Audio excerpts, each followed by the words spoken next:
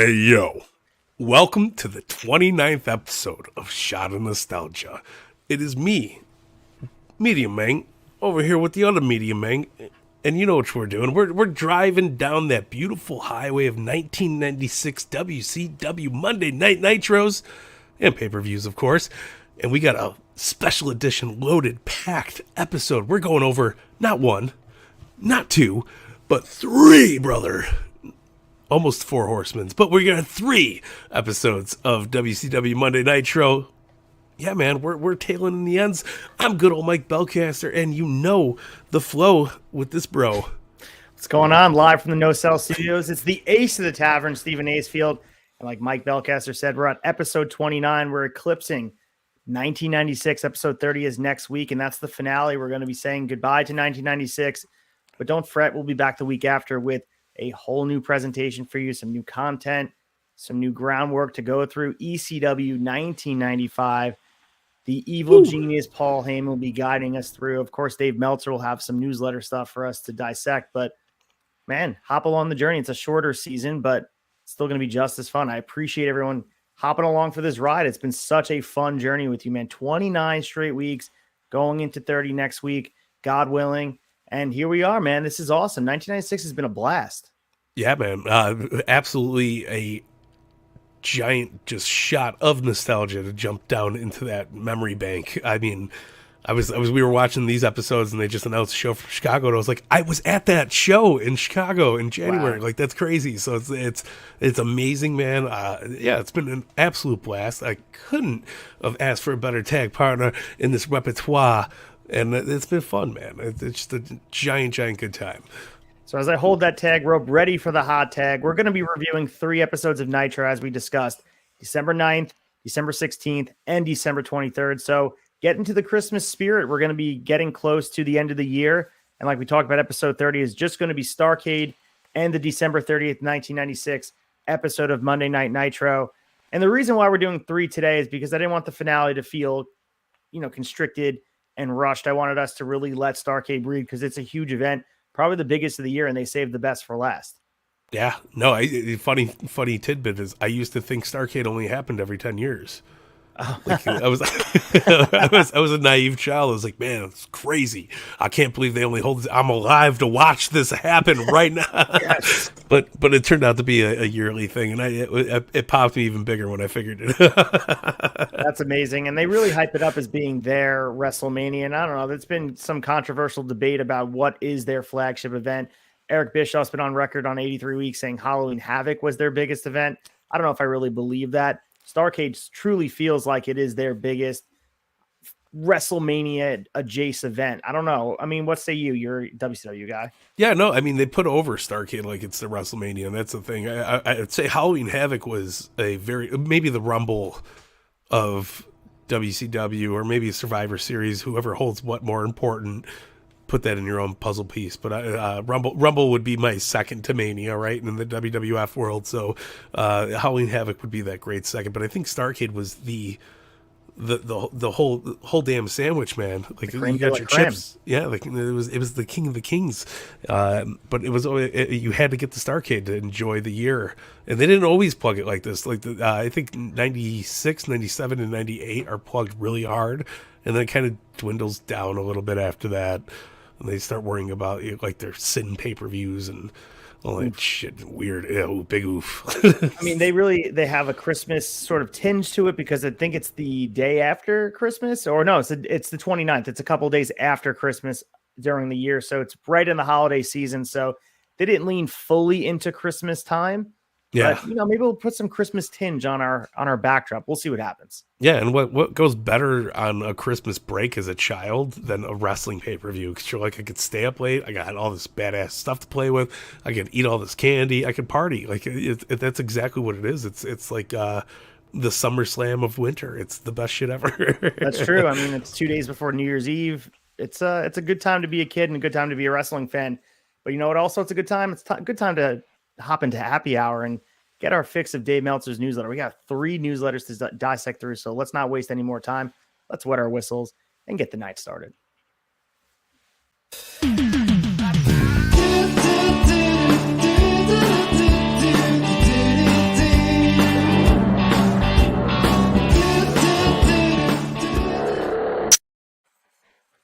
certainly going to miss that bumper if we do indeed change them for ECW. I don't know if we are. I know that Chad talked about getting more of a grungy Nirvana Pearl Jam aesthetic for ECW, but Yeah. I had my way.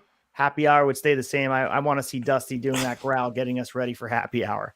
Oh, that's the best, man. It reminds me of like the level, guttural scream from Dusty Rhodes. He's rocking and rolling, baby. All right, let's hop into the first newsletter to cover. And it's December 9th, 1996, dropped on that Monday. And we're going to immediately discuss Starrcade tickets. So tickets were supposed to go on sale for Starrcade on November 29th. However, there was a computer failure which wiped out the seating chart. So tickets don't go on sale until 12/6. Rey Mysterio Jr. versus Justin Liger is confirmed for that show. So it's funny. I mean, we're 2 weeks away. It seems like tickets go on sale so much earlier now. We get the pre-sales months and months before. WrestleMania tickets went on sale for this year weeks ago. So yeah, interesting. I mean, do you remember when tickets went on sale? I guess they were selling out super fast. There wasn't as much of a secondary market. Do you think that plays more of a part here? Oh yeah, absolutely. I mean, the secondary market back then was you rather knew a guy to call, or you found like a really beat down building that said tickets on the side of it, and you go in and be like, "Hey, do you guys have anything? Yeah, you tickets." But yeah, that's how it was, and I don't know. I don't remember necessarily. I remember waiting in line for tickets for shit, but I don't remember necessarily time frame wise. So.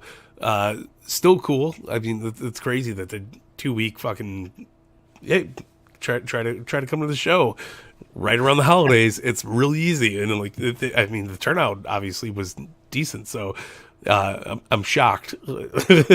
Lost in all that is the fact the computer failure wiped out the whole seating chart. No one had a backup. No one had a PDF version of the file where the seating chart just gone. They don't have that in existence for the arena. What are we doing? The seating chart had its own room with a computer mainframe at the time, so it was a lot different. Man, but I remember watching some of those old school WrestleMania. They used to do the segments where people from all over the world were like waiting for tickets. Like I've been waiting out here all night to get tickets to WrestleMania. I've been from Australia, and they would show that segment. I guess obviously the computer shrinks the world. You don't have to really sit there and wait in line and get a sleeping bag like you would wait for like a new product, like people with the shoes and the phones and whatever. But I don't know. I mean, that's as 90s as comes right now. I slept overnight for 2002 Backlash tickets, I want to say. Wow. Yeah, and they had like a committee of people that were already out there, and they like left. So when I was first in line with my dad, I was super pumped, and these guys came back and were like, "Oh no, we have a list. Like you're number like 25." And I was like, "What? What horse shit is that?" Hogan beat Triple H for the title. Is that event? No, this is when I want to say Shane McMahon and Big Show wrestled. That's 2000 then, because so it was 2000. Yeah. So it was when Shane jumped off the top of the thing, and I was like, "Holy shit!" Yeah, it was cool. But it's such a random show to be like, I waited in line for tickets for that. Yeah, I mean, it's, a plight of fandom, to have to do something like that. And kids today, kids these days, they don't understand that. That's certainly not what they understand. They still got shitty bowl tickets. It wasn't even like third row or anything. I was like, you're in the goddamn building. That's all that matters. Listen, as a kid, I was like, I'm getting first fucking row. It's fine. Yeah, no, it was cool. I got to see Shane, and I was like, damn, this is cool. And face to face, you're right next to him. Absolutely. And the Backlash stage was like very awe-inspiring as a child. I was like, damn, this is great. Little, the hooks. I thought it was tits, so I was like, hell yeah, this is great. All right, so let's get further in the newsletter. Harlem Heat is said to be negotiating with WWF. Obviously, Booker T eventually winds up there, but that's well after WCW goes under. He is a WCW lifer, as is Stevie Ray. Interesting to think about Harlem Heat as a tandem in the WWF universe in 97. They would have probably revitalized a much needed tag division that needed a boost. Really. I think they could have been the best tag team if they would have jumped ship. I know they were banged up a little bit in 96. Yeah. But could you imagine like tail end of the Harlem Heat career in WWF against the Hardy Boys and the Dudleys, Edge and Christian, the Hollies? Come on. It would have been good stuff. Come on, man. I wonder too, because obviously WCW portrayed Booker T as a main eventer at the end. He was one of the last world champions, if not the last world champion on the last night of Nitro. If he would have come into WWF as a tag guy, it's so hard to break from the mold. It took years for Bradshaw to get out of that. He's a tag guy. And I wonder if that would have hurt Booker T if he would have come over that early, because the fact that he came in 2001, it made him, he was already a main event guy. So I think Vince in his eyes had already seen him with the big gold. Yeah, no, that's a very good point, man. I don't think it would have panned out that way if that came in as Harlem Heat. I think we would be celebrating Harlem Heat in the Hall of Fame right now, and Booker T would just probably be a commentator way earlier in his career. Yeah. It's interesting to think about. I love them as a team, and I think they're underrated. And we saw a lot of great matches with Harlem Heat in 1996, and I don't think they get the love they do deserve, because WCW's tag division is much, to me, better and more well touted than WWF, especially at the time. They were putting more emphasis on the tag wrestling, and it was obvious. Yeah, 100% agree with you on that one. All right, so Ultimo Dragon's plan is to start full-time in WCW, except for maybe 2 Japan tours per year and a few dates in Mexico in February. So we see a lot of juggling around of all these different stars from Mexico about where they're going to wind up. Rey Mysterio, Psychosis, Juventud Guerrera, Ultimo Dragon from Japan, trying to find a place, and WCW really wants to secure these guys to have the Cruiserweight division. We talk about it week after week. That division is so vitally important to their success going forward, and Eric Bischoff recognizes it. Yeah, that's wild, man. So we continue here with house shows for the first weekend of the new year in Little Rock. Shreveport, Alexandria, headlined by the Outsiders, the Nasty Boy, Faces of Fear, triangle matches, plus Luger versus Arn, Guerrero versus Benoit, Malenko versus Mysterio Jr., Jarrett versus Conan, who's all elite, by the way, Page versus Six, Steiner versus Bubba, Psychosis versus Juventud Guerrera. So they are kind of giving glimpses into the future of their early on 97 booking with these house shows. If you look at the cards at the end of 96, they really project what the future would be. Not that it affects us so much, because here we are in 96, 97 doesn't exist, but the house shows used to project and have these predictions. You can see the house shows, and back in the day, you used to read the results for them on different dirt sheets or websites. My specific website was lordsofpain.net. Now Wrestling Headlines, one of my favorite sites. You get the results from the house shows, and you can almost predict who's going to be working with each other months later. And that was the same in WCW. Yeah. It's something that stick through wrestling in time. You can still do that to this day. And, arenas get in trouble for advertising, championship matches that are people that shouldn't even be there yet. It's just notorious for this day and age. and back then. Yeah. So according to some reports that Dave Meltzer received, the Marcus Bagwell movie Day of the Warrior makes Hogan's movie look like a masterpiece theater. Bagwell plays a character known as the Supreme Warrior, and Meltzer says, I guess it tells you who they wanted for the movie, in a loincloth and face paint building for a 30-second final fight scene against a penthouse playmate who he headbutts in the breast and gets knocked out and pinned. Any recollection of this Bagwell movie? And obviously they wanted Ultimate Warrior, but they had to settle for goddamn Buff Bagwell. Yeah. Was this his Skinamax film? I know he did one of those too. And it sounds right up his alley, but like Elbow 5 on a Wednesday night. Buff, tough, and already stuffed. It's great. So we have some Bischoff news. And on the wrap up, we opened up with some Bischoff news because he was firing hot at Tony Khan. We got Bischoff in the newsletter here. Obviously, he's all over the place. Speaking of Bischoff having too much fun, this is from the November 24th Charleston Post-Courier regarding Bischoff being told that Vince didn't remember him from a 1990 job interview where McMahon interviewed Bischoff for an announcing position.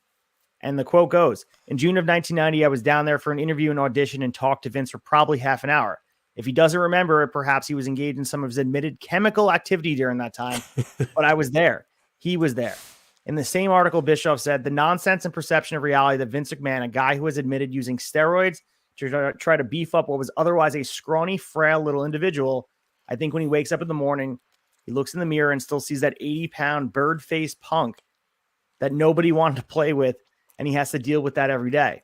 And the way he's trying to deal with it is trying to create this perception, and his hope people are smart enough to see through this nonsense and deal with reality. And Meltzer says as if lawyers aren't busy enough.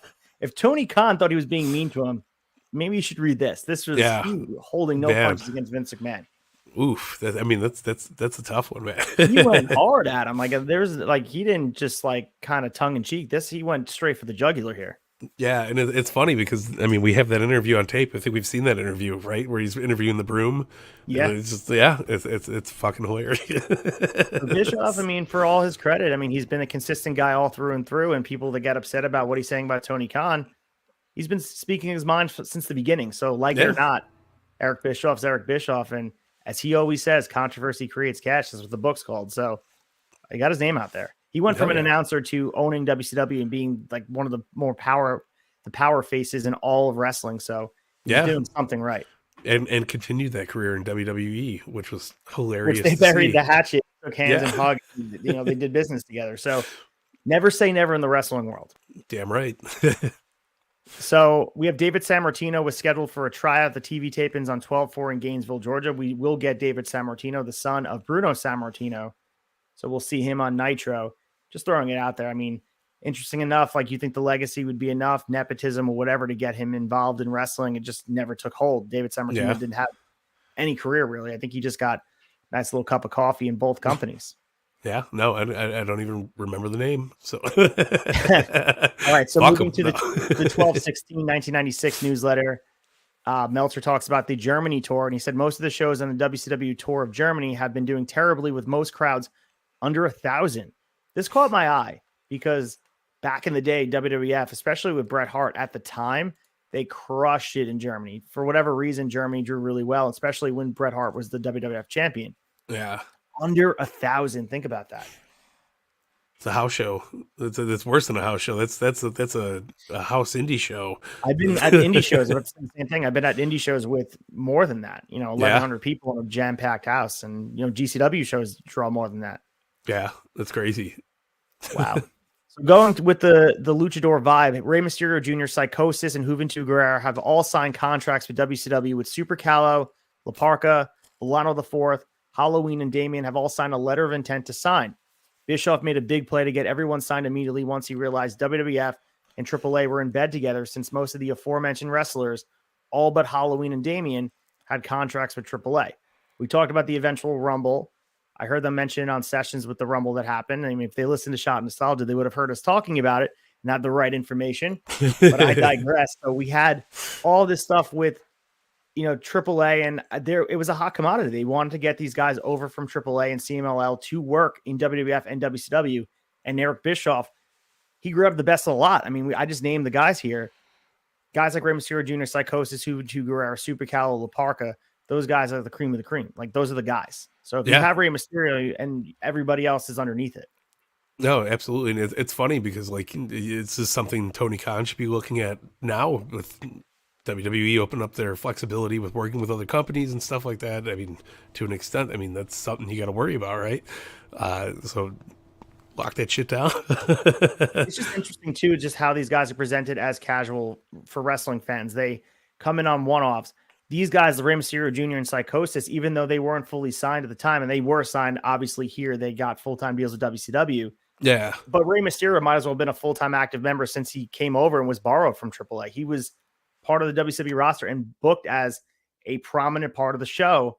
And I think that's the difference between Tony Khan and Eric Bischoff. He's treating these guys as, even though they're not locked into full-time contracts, I'm going to be treating them as special attractions and book them in, I guess, a strong way. That's the word for it. Yeah. All right. So we had Hogan, who's shilling some more. He is on the road selling what is called Thunder Mixers, which are really cheap blenders. While on the road, he still does the Three Demandments gimmick. He said he hasn't changed, but wears NWO gimmicks, and explains his deal by saying he got tired of all the politics in the big pro wrestling organizations and decided to form his own company. So I guess he wants in the media world to be a labeled a good guy. We talked about that interview he did last week where he's talking about, I'm still the same guy. I just wear leather now instead. Yeah. Interesting approach. I know that that's part of turning heel. We always talk about Cena never really wanted to turn heel after he became the main event star. Obviously, Cena was a heel when he first came up as the rapper. But the reason you didn't turn Cena heel is because all the stuff that happens outside the ring. And Hogan was trying to get the best of both worlds, be that baby face out there in the media and selling blenders and kissing babies and stuff, but also being a dastardly heel on camera. It doesn't really work that way. Yeah, Pasta Mania only lasted so long. You can't continue it, move it into Mixomania and whatever the fuck else you got going. As they say in the extra cooler beginning intro, they said, "Who eats beefaroni on a boat?" Like, I mean, that's all you need to know. One of my favorite intro lines ever on Extra Cooler Show. Shout out to those guys; they rock it. Check out their Survivor Series 1997 two-parter that's coming out. So Medusa was scheduled to appear on Regis and Kathy Lee this week, and the Giant will appear on Pat Bullard's show on 12/20. It's a leap. I don't know who's Pat Bullard. Do you know who that is? No.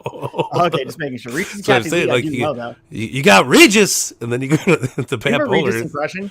Yeah, yeah. Oh my goodness, can I do a Regis impression? Look at we got Medusa coming live here on the Regis show. I love it. Just brought me back a little bit to the Thanksgiving Day parade where he'd be like, he didn't host it, but like he was always there for some reason. It's Pasta Mania, damn it. All right, so Kevin Sullivan's unnamed jobber the other day, by the way. We didn't know the name. Dave Meltzer gave us the name. His name is Sean Casey. The reason why the announcers didn't say the name during the show was because the name that they were given was Prince Iaukea, and all the announcers, Tony Schiavone, knew it wasn't Prince Iaukea. So they just said nothing because they didn't know the real guy's name. So Larry Zbyszko put Tony Schiavone in a bad way since neither of them knew who it was, and both are trying to talk around it. Zbyszko finally asked Schiavone who it was, and Schiavone had to admit he didn't know. So kind of a bad look for both guys. Couldn't Google it on your phone. You think it was a rib? It had to have been a rib. I said, do you think it was a rib? It had to have been a rib. I mean, I guess, but like maybe there's like clearly not. It's not Prince Iaukea. He's been on the show multiple times. Yeah, that's what I'm saying though. Somebody had to have been ribbing him. Like, here's Prince, right Prince Iaukea. Let him see what they do. They 100%. Went radio silent. It was awkward. 100%. So moving down here, they're going to add a lot of guys in the NWO since they have enough wrestlers to fill a 1-hour show without putting Hall and Nash in the ring for 20 minutes every week. The downside of all, it makes the NWO less exclusive as the cool organization when they start letting guys like Wall Street in.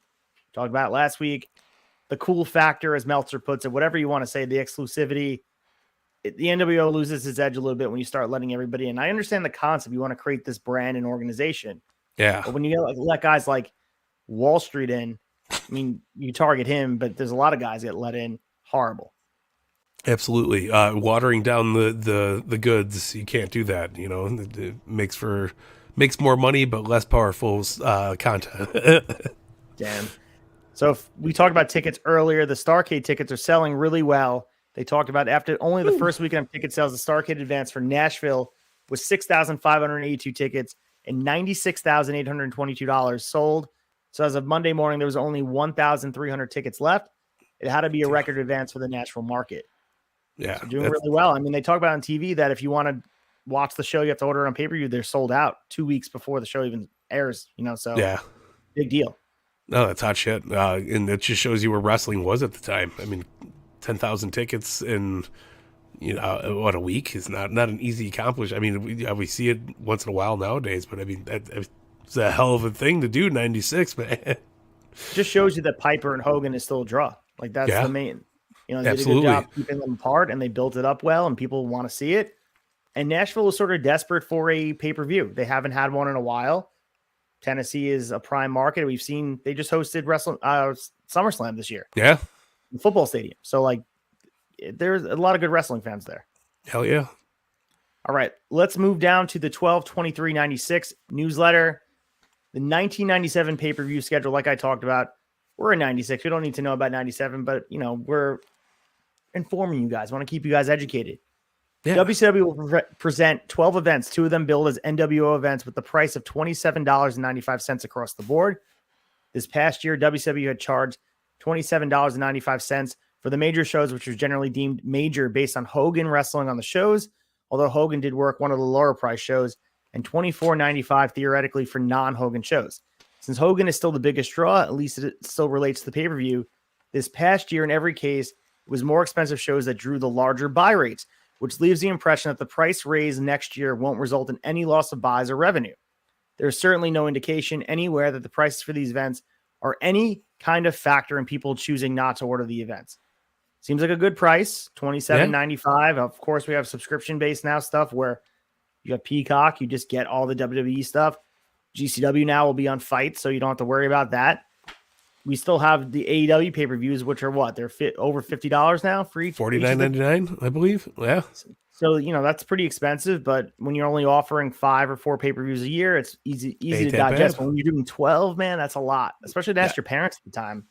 Do you remember buying pay-per-views for $49.99 12 months out of the year? It was intense, man. And I never did. My mom never did. I always either had the hot box or had to figure out a way to go to someone's house and watch pay-per-views. She just didn't want to swing it. And there was a small amount of pay-per-views I did watch at my house, but not many. It was hard. And a lot of kids weren't able to watch, and you had to listen to people talk about it at school and wait till Nitro or Raw the next night. Yeah, no, it was crazy. I remember struggling some months not being able to get those pay-per-views, and you had to watch the Raw afterwards, and then wait for it to get released and come to Blockbuster on VHS. Yeah, and fucking throw that in there. It was fucking, it's insane, man. I still have very fond memories of WrestleMania 15 because I didn't get to watch it till the day after, and it was on someone else's VHS tape that they gave to me at school, and I remember rushing home to watch it, and just like anytime I watched that event, and it's not the best card, as we know. I mean, Rock and Austin, the first one, is amazing at WrestleMania, but just the feeling of seeing that the yellow logo and Butterbean and X-Pac and Shane, like there's something about 1999 for me that it just holds a special place. It brings me back to being a kid in front of this like small little TV, pop it in the VCR and watching this event, and it brings me back. So I don't know, man. Maybe the accessibility of all the product, it's great. As a kid, I would love it. But something about needing to it feels special because you don't have the access at any given time. Just type it on Google and find it. Yeah. Something to be said about that. It was learned patience, man. Yeah. A lot of things we don't get nowadays because everything's right there. So I thought I had to add ECW here in the newsletter because obviously we're going to ECW in 2 weeks. The long-awaited debut of ECW on pay-per-view is expected in the spring of 97. While Paul Heyman has talked about Easter Sunday, March 30th as the debut date. At the cable convention, the date being bandied around was 4/13. Heyman says that 3/30 is still the primary date, but based on potential added TV clearances, he may go with April 13th, and decision won't be made until the first week of January either way. The word bandied about was the request. The largest pay-per-view carrier in the U.S. had approved the show, but the viewer's choice had qualms about carrying the show, which would kill it in Canada, supposedly due to be uncomfortable with the manner of which the Tyler Fulton character was being used. Heyman said he was given the impression VC would carry the show, although no contract had been signed between the two sides. If they don't carry the event, it would result in a smaller universe by several million homes than the other pro wrestling offices. But if ECW has the potential to be successful on pay-per-view, it would be so without VC, since the request universe is something in the neighborhood of 18 million homes. They continue talking about all the different numbers. There was a huge struggle to get ECW not only on TV, but on pay-per-view based on the content. People thought it was real. They thought it was deathmatch. They thought it was bloody. They didn't want it on pay-per-view. And the fact that the first pay-per-view was barely legal, right? Is that the first one? Yeah. First ever one was barely legal.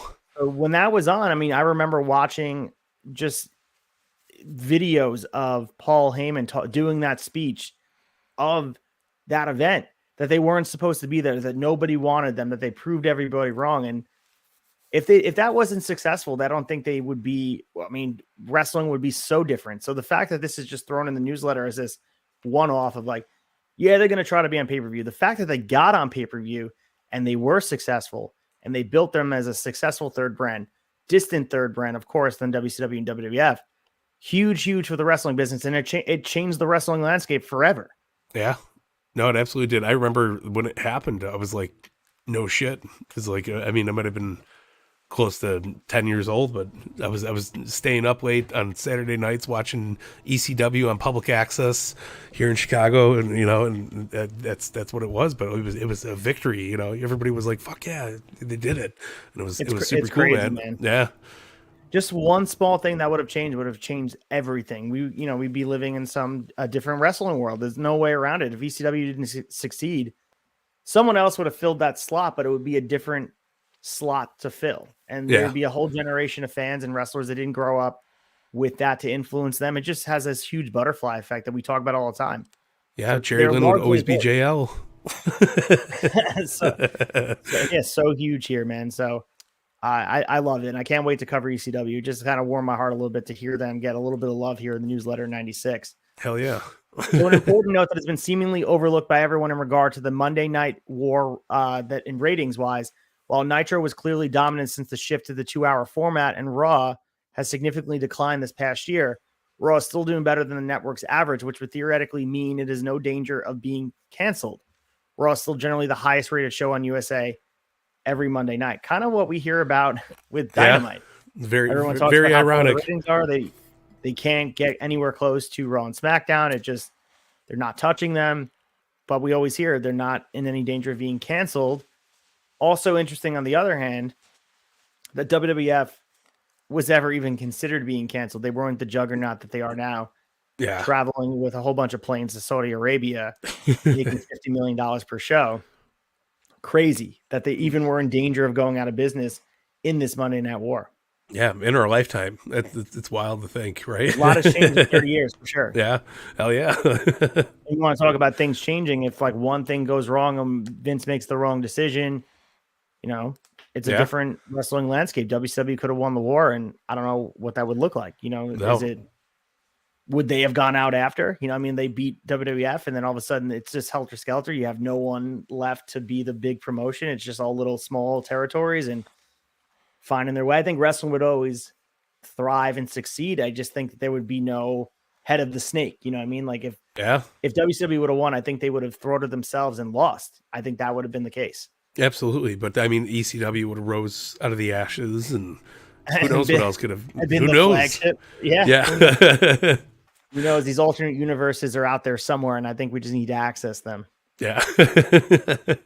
All right, so Bischoff this past week negotiated a 3-year deal with Canal Plus, which is a French television network station to air Nitro in place of WWF programming. So getting into the French market, WWF had been on the network for nearly 10 years, and the deal is worth 7 figures, so it's a major financial coup for WCW. So hopping in there, WWF not being shown in the whole country of France. Yeah. So that's a huge thing. I mean, the international market is huge for WWF, so WCW sliding in and figuring out a way to, be petty and take it away from WWF. We. So more news about the NWO and who's joining. Meltzer says expect Tatanka to join NWO under another name, and Bam Bam Bigelow's name has been brought up as well. Although there are reservations since Bam Bam left WWF primarily because he didn't get along with Hall and Nash, among others. So do we see Bam Bam in 97, 98? No. In WCW? He doesn't show up. In WCW, maybe, yes, but not absolutely, but not in the NWO. He shows up in WCW later on. Yeah. I think that's where he ends his career, right? And then Bam Bam go out on top there. Yeah, I know he's there in the later years. You see, he's also in Ready to Rumble. Like he's out there as one of the big bad heels in that Jimmy the King. So crazy, man. Bam Bam was always like one of my favorites. Yeah, but it never ever crossed my mind to see him in the NWO. No way. Yeah. I also didn't know the heat between Hall and Nash. I know Bam Bam's gone now, so we can't really hear the stories, but maybe there's a shoot interview with Nash or even Bam Bam before he, left this earth. Yeah. I don't know the beef. I never heard about any beef with Hall, Nash, and Bam Bam. Maybe it was just simple. They just didn't get along. Yeah. No, it's news to me. I'm now I want to figure it out. And we will get to the bottom of it. Don't worry, guys. Yes.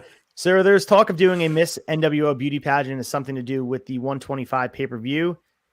Kimberly Falkelberg, who is known as the Diamond Doll, as we know as Kimberly Page down the line, who goes by the stage name Kimberly Page, signed a modeling deal with Anthony Liggins. So they wanted to figure out a way to get something else on the screen, trying to get the casual fan that's not maybe interested in wrestling and beauty pageants. We do get the Nitro girls down the line and trying to draw fans and sex appeal and sex sells and all that stuff. So I don't know.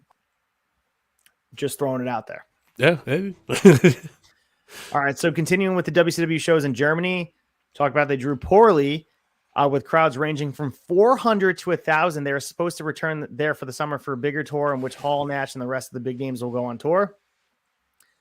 So this tour was headlined by Luger and Alex Wright versus Harlem Heat and Chris Benoit versus Eddie Guerrero. Glacier worked on the tour against Mortis, who's apparently going to end up being the second member of Blood Runs Cold. So apparently they're going to be a team. And then apparently Meltzer says, I'm not sure who Mortis was, but it was most likely Chris Kanyon. He was correct. Yeah, He called it. he did call. I mean, it's obvious. I mean, it is Chris Canyon. If you do know the man under there, Yeah. Who better? Who better better? than Mortis? Apparently Brian Cage, but I'm not sure. Maybe. All right, so it's expected as noted that Savage will be resigning with WCW shortly. Reports we've heard that he's unhappy about the offer, but it's still better than the Titan offer. So there was no doubt that Macho left here, but just the idea, and I'm going to go back to it again one more time, thinking about him in that WWF roster, man, that would have been a really good time. Yeah, no, absolutely. The wildness of Savage with all these up and comers, just who knows what could have happened. Okay, so this is the biggest news story that I wanted to drop on you here, and it was the most interesting thing I got in all the newsletters, so I saved one of the best for the last. So lots of news stemming from a Christmas party that was held at Diamond Dallas Page's house, which someone termed Silicon Valley since Kimberly had her stripper and modeling friends there. So this was a shoot party with people from different companies here, so this wasn't part of an angle, but they did shoot an angle with the NWO and Bischoff crashing his party just separately. They wanted to film something with all the content. And something that wasn't an angle, apparently former wrestler Mike Ty Hildred, we know him as Van Hammer. This guy joined the Flock in 1997. He was in WWF in 1993 as Van Hammer. He was there. He was running down WCW for using smaller Mexican wrestlers, specifically throwing out potentially racial slurs and talking about just he doesn't like smaller wrestlers. He's this big jacked up guy. So given Hammer's ability as compared with the guys he was running down, he came off to everyone as a fool. Anyway, supposedly his spouting off from Mexicans to British wrestlers, most notably David Taylor and Steve Regal, the end result was that Steven Regal was there and a confrontation ensued, and Regal, who used to fight people in carnivals since he was a teenager, is the wrong person to rile up. Anyway, 2 headbutts later, Hildred was KO'd on the floor, missing teeth. Apparently, Bischoff, who was there, was saying Hildred had a very little chance of ever getting back into WCW in the first place, but now he has absolutely no chance. Just to also let you know, Raven was at the party, and we'll get the rumor mill going, but don't read any info into that. So Steve Regal, man, like, don't mess with Regal and the British strong style wrestlers. And he took Van Hammer and took him to town and knocked him out at a Christmas party, all while sipping eggnog. He's just sipping on it, headbutts him, knocks him out, missing teeth, and he continues to sip the eggnog. All like a peachy little princess. He's just exactly sipping on his eggnog. Yeah. Excalibur, hold this, you sneaky little prick. And it just kills him. And I hope if I cross paths with him again, I have to ask him about that. Please ask Raven that story. If you ever see Raven, in the future, I know he's... What happened at DDP's Christmas party? Dude, you think I remember that? Yeah. Who's DDP? Someone needs to ask Regal or anyone about that Christmas party, and I it's such a blip on our radar that we're so focused on because of the newsletter that I wonder if, I'm sure Van Hammer remembers it. Yeah. Sure or not. Regal remembers it. Or not. He remembers the moments prior. Yeah. Or waking up at missing teeth the next morning. All right. So an Atlanta TV station this week is doing a 5-part series at the power plant. That's kind of that's progressive work here where their power plant obviously was the training ground for WCW developmental wrestlers, and they're filming content there, a 5-part series, something we saw later down the line. I think it didn't catch fire until, 2000. When's the first year of Tough Enough? 2000, 1999, 2000, something like that. It's gotta be 2001, maybe something like that. Yeah. With Maven and all that stuff. So that's where it caught fire. But again, WCW kind of ahead of the curve here. Yeah. All right. The last thing here is there is a mini war going on. A war regarding the minis with the AAA connection and ever-changing Esperitos into Mini Vader and Mini Mankind. One would suspect they are WWF bound, and WWF has access to Mascarita Sangrado Jr. and La Parquita, who is working with Esperitos and Out of This World. No, you're not a WWF guy. Oh, the minis division did not age well as far as no, not at all. Absolutely not. And it never did. That was their answer to the cruiserweights, though. Like, they thought that would sell. Yeah. Have you ever seen I guess it would be a reality show, but it was Half Pint Brawlers.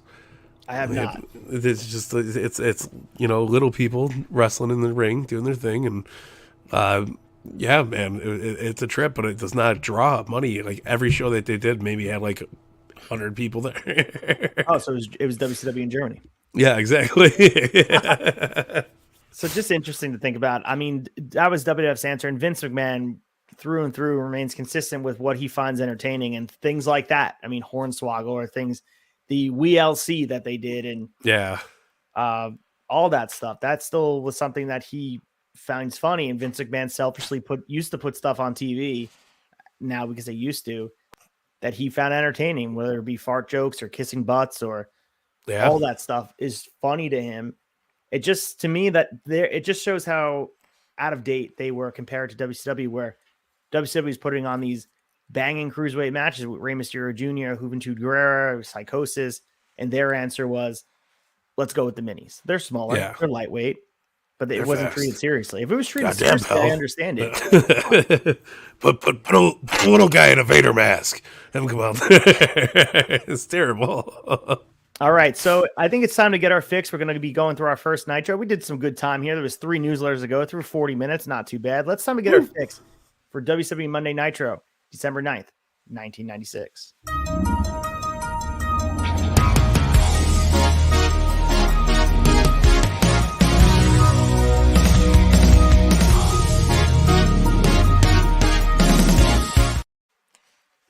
All right, it is time to get our fix. WCW Monday Nitro, December 9th, 1996, Charlotte, North Carolina, the Independence Arena.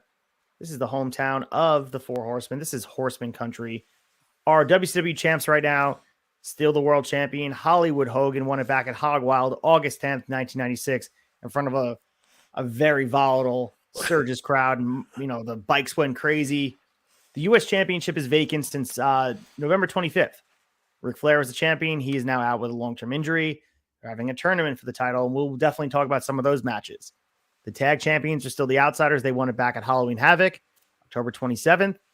Our TV champion is still Lord Steven Regal. He defended it at a Christmas party against Van Hammer, knocked him out cold. Still the champion, so great job, Steven Regal. He appears at Christmas parties, not on Nitro defending the title. And then we have our Cruiserweight champion is Dean Malenko. He won it back at Halloween Havoc as well. A great crop of champions aside from the vacant U.S. champion who we'll definitely crown a new U.S. champ. These are some great champs. I mean, when we had Flair as a U.S. champ, I thought this was the best crop of champs we had all throughout 1996. 100%, man. I mean, you could take out Hogan from the equation nowadays, right? But I mean, this is solid lineup, brother. That's what we're going with. You get a mix of work rate and star power here, and then the Outsiders have a little bit of both. So amazing. All right, so right out the chute to start the show, we get bagpipes. We get Roddy Piper making his way to the ring. So starting off hot, this is their answer to wanting to go head-to-head at Raw, and this is how you do it. This is one of the bigger stars on the roster. Piper names some local landmarks that he used to frequent back in the day, cuts a really good promo. The crowd absolutely eats it up. He mentioned that Starrcade against Hogan will be his last fight. Obviously, that's not true. So naturally, Charlotte knows that Hogan sucks. They're chanting it. Hogan getting a lot of heat without being there. Piper continues on and talks about how nobody could have ever known his boxing match with Mr. T was a work. No way. War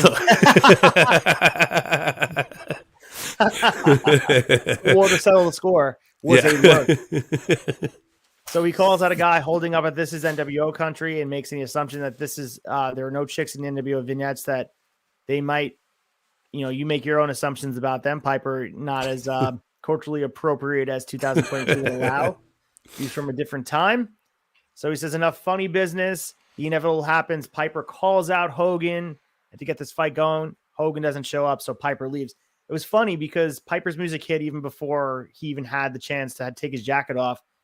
So weird timing by the music guy. Yeah. Hopefully he got a fine of some sort, much like they do their shady referees. What are your thoughts on this promo, though? This was good. He came out wearing the Panthers shirt, really shilling to the crowd, but this was the Piper we know and love. I feel like he was shooting from the hip a bit here.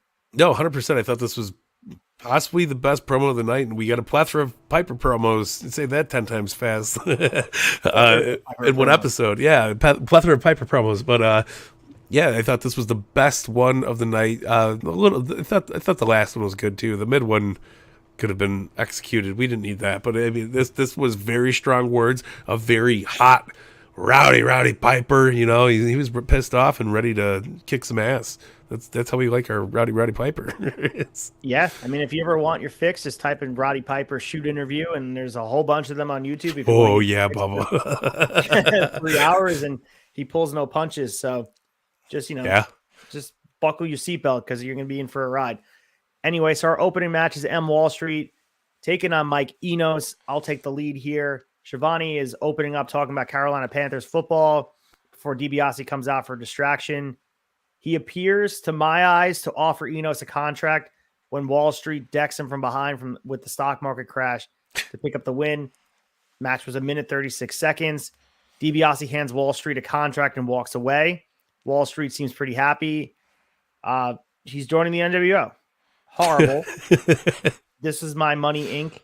reunion here. There you go. So that is a silver lining, but this is probably the worst member the NWO has welcomed in so far. Or none. No, absolutely. Probably maybe outside of Virgil, I think this is it. This is the worst person they could possibly looped into the whole fucking scheme. All three of them now. DiBiase, Virgil, and it's terrible, man. Do your taxes. Do your taxes, damn it. All right, so before we get to the next match, we have a flashback to the Saturday Night Show, which was a really hard to watch promo because of the fact, obviously, you know what happens down the line outside of the ring.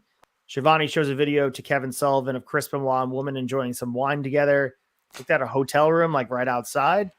So Sullivan is distraught. He's upset. Obviously, Chris Benoit and woman are now emotionally involved, and that's supposedly his wife. So yeah, man, this is just like kind of soap opera level storytelling on the show at the time. Yeah. The fact that this has like long lasting effects in the real world, a little difficult to watch. I'll be honest with you, man. It was a nice way to put it. Yeah. Very uncomfortable, very weird, especially in the rearview mirror. Not the best fan of this segment. And the feud continues for years and years. So, I mean, in the ring, I mean, obviously out of the ring too, but continues in the ring, and it just never ends really. And they seem like they were destined to fight forever while he was in WCW. Yeah. So next we have Hugh Morris taking on Renegade with Joe Gomez in his corner. So take the lead here, my friend. Nothing funny about this match at all. And Joe Gomez, I'm so glad he got time out of his stocking job at Walmart. I'm not going to not make that joke as many times as I see that fucking name. But yeah, it was a quicker match. It was 3 minutes, 1 second.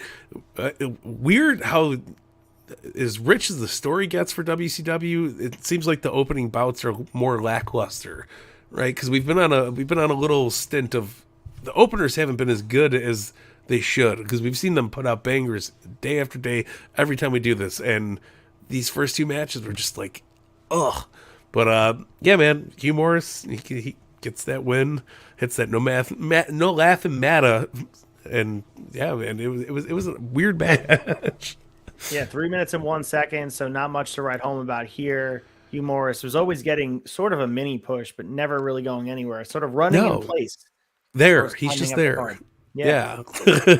Running on an escalator. That's what it feels like. There we go. I like that. He's trying to go down, but it's going up. He's just kind of stuck.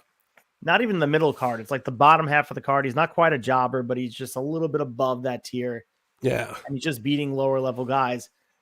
Stuck in jobber or lower level mid card purgatory, and I don't think he ever got out of there. He's a power plant staple, you know. They're like, let's just grab Hugh. Hugh can come up. He's quick. He likes this shit. Yeah. So we get more Kevin Sullivan again. He comes out wearing a Horseman shirt. He puts the X over the logo, and he goes over to Tony Schiavone, which feels a little bit authentic, where he just goes about talking about his personal life without his consent. This is similar to the Bischoff and Savage thing we saw weeks ago about with the Miss Elizabeth stuff. Something believable about Kevin Sullivan here. He seemed upset. Tony Schiavone seemed upset. He said, let's just go to break. Obviously it'll work. It's part of the storyline. They played it off really well. I have a soft spot for Kevin Sullivan a little bit. I think I'm getting a soft spot. He's grown on you. Yes, like a fungus, I think. Yeah, it's where the green lighting comes from. Yes, exactly. So before we get into our next match, we take a special video look at Sting and everything that's been going on lately. So with my research, this was just stock music we watched it to, but apparently the real song they aired on TNT that night was Bonnie Tyler's Holding Out for a Hero. So that's the song from Footloose for those unacquainted with the movie. That was on the WCW television screens, Peacock and WWE, where they weren't going to go out for Bonnie Tyler's hit song on their network and have to pay royalties. So we get just a beautiful stock song. They can afford it. It's very interesting to watch. I kind of want to put it on mute and just put the actual song on to see how it hits me. See if it hits me a different way. Because the video was cool. They showed highlights of Sting and it was kind of, edited in a very 90s way. Yeah. But they definitely want him to feel like an attraction and sort of create the mystique of him. But I'm not sure if Holding Out for a Hero is the song I would have chose. No, it gave it like the sitcom ending and like the teen guy moving out kind of vibe, like we'll see you later, man. It's like, no, you're not going to do that. It was uncomfortable. Sure was. And what else was uncomfortable was Kevin Green attempting to cut a promo and Gene Okerlund brings him out. So he just talks about how he hasn't forgot what Mongo did at Great American Bash. Wild. Meaningless promo here. So this leads us into the best wrestler on the planet in 1996, Dean Malenko, being challenged by Jimmy Graffiti. And I'm not sure if the World Cruiserweight Championship is on the line here. Doesn't really much matter. You give me the rundown here. No, listen, it was actually a very this is my favorite ever Jimmy Graffiti match. I will tell you that right now. I've been trying to count him down. Listen, man, we got to get him on an interview and just talk to him because I think Jimmy Graffiti visits the tavern. Deep dive Jimmy Graffiti visits the tavern. He could spray paint the tavern on the doors. I have the perfect background for it. I did the slime ball one. I think nice little graffiti in the background. I love it, but it was actually really, really fun match. Malenko put out a lot of good effort here, and for like I said, for the lack of talent in this match on Jimmy Graffiti's side, it was still a 7-minute match. It was very entertaining, man. I thought it was really good. But come on, are we expecting Graffiti to take down Malenko's beautiful run here? Absolutely not. Malenko gets him with a little small package. And what a cool counter that was out of the Super. I don't think I've ever seen something like that. So smooth and really, I've never seen anything like it. Go back and watch this, guys. He reverses the suplex into a small package, one fluid motion. Amazing. Yeah, dude, and that's the thing. Like a lot of these little things that Malenko does this is what makes him stand out above the rest to this day. Because you don't see that shit anymore, and I don't think you've ever seen it again since he's been out of the ring. Like, it's insane. Guy's a fucking he is the Terminator of light heavyweight wrestling in 1996. There's no one better. I don't think. Yeah. In 1996, even today, I put him top 10 as far as work rate goes, and you make the argument of promo and charisma and all the stuff that goes into making true main event level talent. But as far as in the ring, Dean Malenko can keep up with anybody, whether it be WWE, AEW, New Japan Pro Wrestling. Dean Malenko is the real freaking deal. Yeah, 100%, man. All right, so Gene Okerlund gets a word from Sonny Ono. So he calls Ono's accent phonely, and Ono says that with an accent he can get and do whatever he wants in America. So it was very.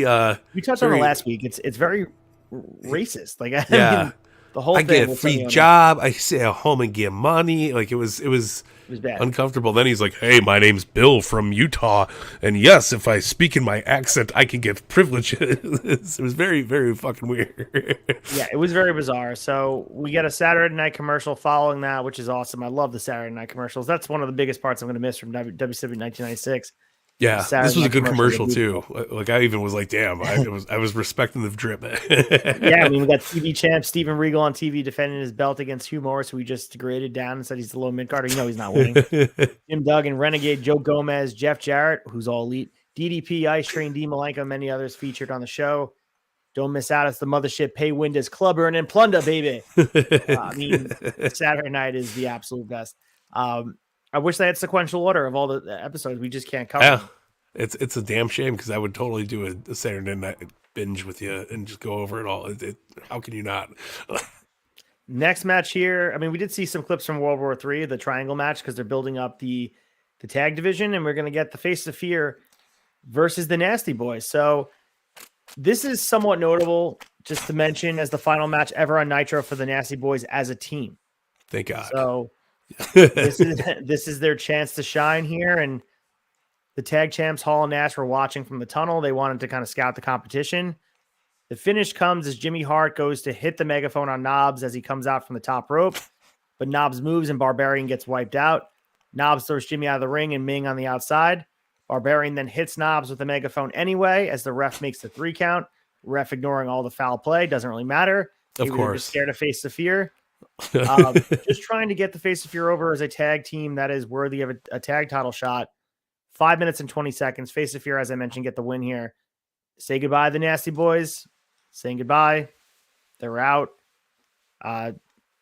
None too soon. But Face of Fear, I do enjoy them. I think that they're a fun team, and they're a little bit of a throwback to early 90s and late 80s as far as tag teams go. But, man, I enjoy them. I think they're a nice change of pace. No, absolutely. Scary. Shit your brick scary. You get them right in your face. They're still big. They're still, to this day, massive gentlemen, and they're old, and they would still give me nightmares if I had to sit next to a plane or sit next to them on an airplane or something. Can you stop using my armrest, man? Yeah. Like, yes, sir. That's one of those where you're like, I'm just going to sit like this for the next 8 hours. So Gene Okerlund brings out Ric Flair, and people go crazy because they're in Charlotte. He praises and calls for Roddy Piper to come down. This was a fun segment. They hug, and they were enjoying each other's sentiments. I and just love you, brother. Used to be. Flair goes to ask Charlotte, North Carolina, what they think of Hogan. Of course, they say he sucks. Anyway, Flair continues that Piper's got his support because he wants to see Piper kick Hogan's ass. Piper says he appreciates the help, but he's got to do this himself. So a fun little segment, interaction between Piper and Flair. Would have been nice to get Piper Flair in 96, but unfortunately, Flair's hurt. So got to hold off. I'm not sure if we ever really get Piper versus Flair in WCW. No, down the line, I don't know if we do either. Maybe. But I did like the chemistry here. Obviously, it was great. Flair is on top of his fucking game. Taking the suit coat off. Doing the strut, baby. Oh, yeah, we're right here. And Horseman fucking country, baby. It was great. And then, the warm welcome with Piper. It was just nice. It was a fun little segment. It seemed like they were possibly killing a little time, but enjoying it. They did it organized. It was fun. And also seeing how they interact with Mean Gene. Roddy Piper had a nice moment. Mean Gene put his arm on his shoulder and kind of like they locked eyes for a second, and just old pals that were just reminiscing about all the good times that they were together. Yeah, both of them were together at all those times in WWF, and here they are making lots of money here. Mean Gene negotiated his contract, and Roddy Piper getting boatloads of money, and Ric Flair being Ric Flair making his money. So, I'm sure they had a moment there. It was a cool thing to see, especially with 2 of the 3 gone at this point. Yeah. So. No, absolutely. That was like the late 90s version of Triple H, Shawn Michaels, and Undertaker after the Hell in the Cell match. Like the end of an era. Yeah, end of an era. All right, so we lead into hour number 2. Tony Schiavone, Bobby Heenan, and Mike Tenay. They flash back to Piper calling out Hogan early in the night, alluding to more so later in the night. And we have our first match of the second hour. It is Bobby Eaton taking on the Ocho, Chris Jericho. Tell me about this match. He's not quite the Ocho yet. This was Uno. Not even Uno. This was great, man. This was actually a really fun watch. Surprisingly, from Bobby Eaton, and I was like, oh shit, like Bobby's holding his own with Jericho. And my favorite part of the whole damn match was a missile drop kick ends the whole fucking thing. Like, and I was like, no way they're doing this. 1, 2, 3. I was like, shut the fuck up. Like, it was so cool. Jericho's still like, they did the picture-in-picture promo in the middle of this too, and Jericho pops up. He's like, Nick Patrick, you're gonna get it, pal. One more time after this, I swear. I got some revenge still. And it was like, oh, okay, yeah. But listen, short and sweet. Jericho looked like $1 million. Hit the lion salt, and they didn't even know what to call it. They're like, oh, he hit that springboard. Exactly. It was cool. Yeah, it was nice. Shout out to Bobby Eaton's tights. I did enjoy them. He looked awesome during this event, and it also made me think about how long it took Jericho to have an impact finisher. For the longest time, he had the Lion Saw, which was a setup move, and he also had the Walls of Jericho, the Lion Tamer in WCW and ECW. It wasn't until he came back the 3rd or 4th time with the Code Breaker. Yeah. Now we have the Judas effect. I mean, it's always hard when you have a guy that doesn't have an impact finisher. You need to have a little bit of both. Yeah. Bryan Danielson has the knee, and also He has the crossface or whatever, the yes lock, whatever they call it. Yeah. And also you have a guy like Kurt Angle had the angle slam and the ankle lock. Bret Hart was one of those guys, no impact finisher. It needed to be the sharpshooter or that's it. Yeah. No, it's true. And it's crazy. But it's Jericho finally, he worked long enough to figure out a couple moves that he could use. Knee-jerk reaction, better finisher, code breaker, or Judas effect? Ooh. Code breaker. He won with it on Dynamite this week, so it popped me the first time I seen it, and I was like, "Wow!" Like that was cool. It's a cool finish. The Judas effects, like you could see anybody punch somebody in the fucking head with a backspin. All right, fair enough. All right, so we get a whole bunch of lead up here. We got a recap of the stuff with the Sting and the Steiners. A lot of recaps. Yeah, this leads Gene Okerlund talking with the Steiners themselves. Scott Steiner cuts a promo that he says, "You don't have to hand my brother a bat in a fight. He'll take care of it with his hands." And then we also get a video montage of Lex Luger torture racking people that we've been seeing that week after week. To Cyndi Lauper. Exactly. Which leads us into Arn Anderson taking on Sergeant Craig Pittman. Tell me about this match, Mike Belcaster. Oh my God! No offense, like this is a skipper and a half. Yeah, I mean, not enough time. This should have been like a 6-minute skipper match because it was like I got up to use the bathroom and came back and was like, shit, like it's over. Like what happened? Yeah, but no, it wasn't bad. It was good. There was this is where the promo came in with Sullivan, right? Where he was talking shit with the Arn's kids. Yeah, Barrett, little Glock Anderson there. Yep. It was uncomfortable, but it was fun. I get why the Sullivan love, but he's also super fucking creepy. And like this was one of those creepier spots. He was just like, "Listen, man, you fucked with the wrong guys. Like I'm gonna come after your kids." And that's like trying to be like evil with a Boston accent. It's Bill Burr under fucking man. Like, what the fuck you talking about? Huh? Finishing everything with like "Go Pats." Yeah. Go Pats. Fuck you, Arn Anderson. Go Pats. Go Pats. Go Sox. You fucking cock. Like I love it. But yeah, no, it was Arn. It's so sad that this is the tail end of his career, but I was having a blast watching it, and like I take these matches in, even if it's against Craig Pittman. It was still fun, and yeah, man, Arn's a blast to watch. Before he pulled out the pistol, and sent Cody to WWE. That's another. Yeah. Our next match here is DDP taking on All Elite Jeff Jarrett. This is the first round of the WCW US title tournament. So this match is a little convoluted because we have a lot going on. So yeah, we got Hall and Nash coming out here and getting involved. There's some good spots. Definitely worth checking out this match if you want some chaos. But, you know, I mean, DDP goes over. It's the right decision. DDP slides back in the ring and lays on top of Jarrett. He didn't get to hit the diamond cutter, but the outsider's edge was hit off the middle rope. So once Hall and Nash clear out, DDP slid in, got the pin. So to me, this was odd as, you know, Tony and Bobby are pushing DDP as a heel. Yeah. Where he's clearly a face, and Jarrett controls the majority of the match to set up the comeback, and they were prepping Page for his face turn.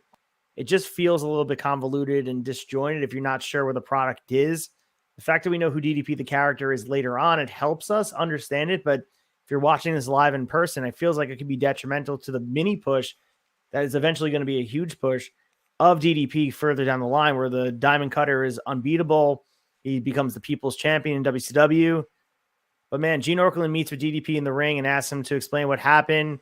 He compares the New World Order to a chick who won't stop calling. He just wants to be left alone.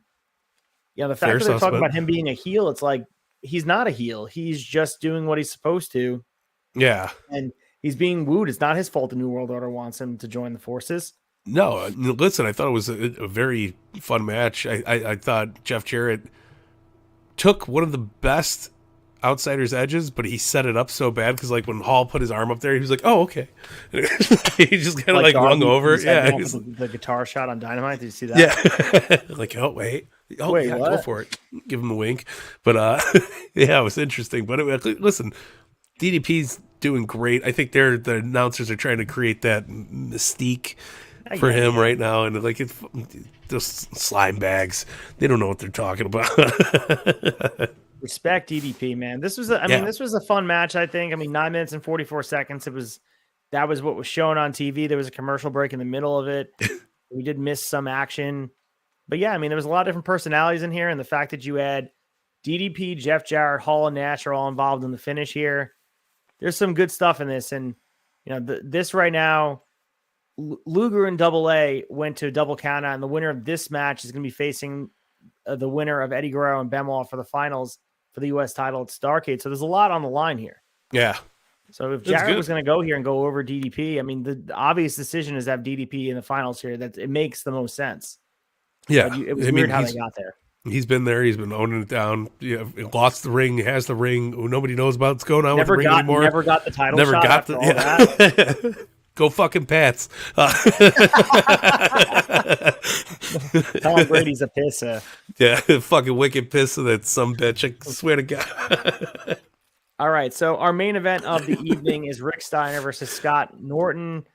Guess what? We don't get a match. During Steiner's entrance, Roddy Piper storms the ring and demands Hogan comes out now. He takes a seat in the ring, just simply waiting for Hogan.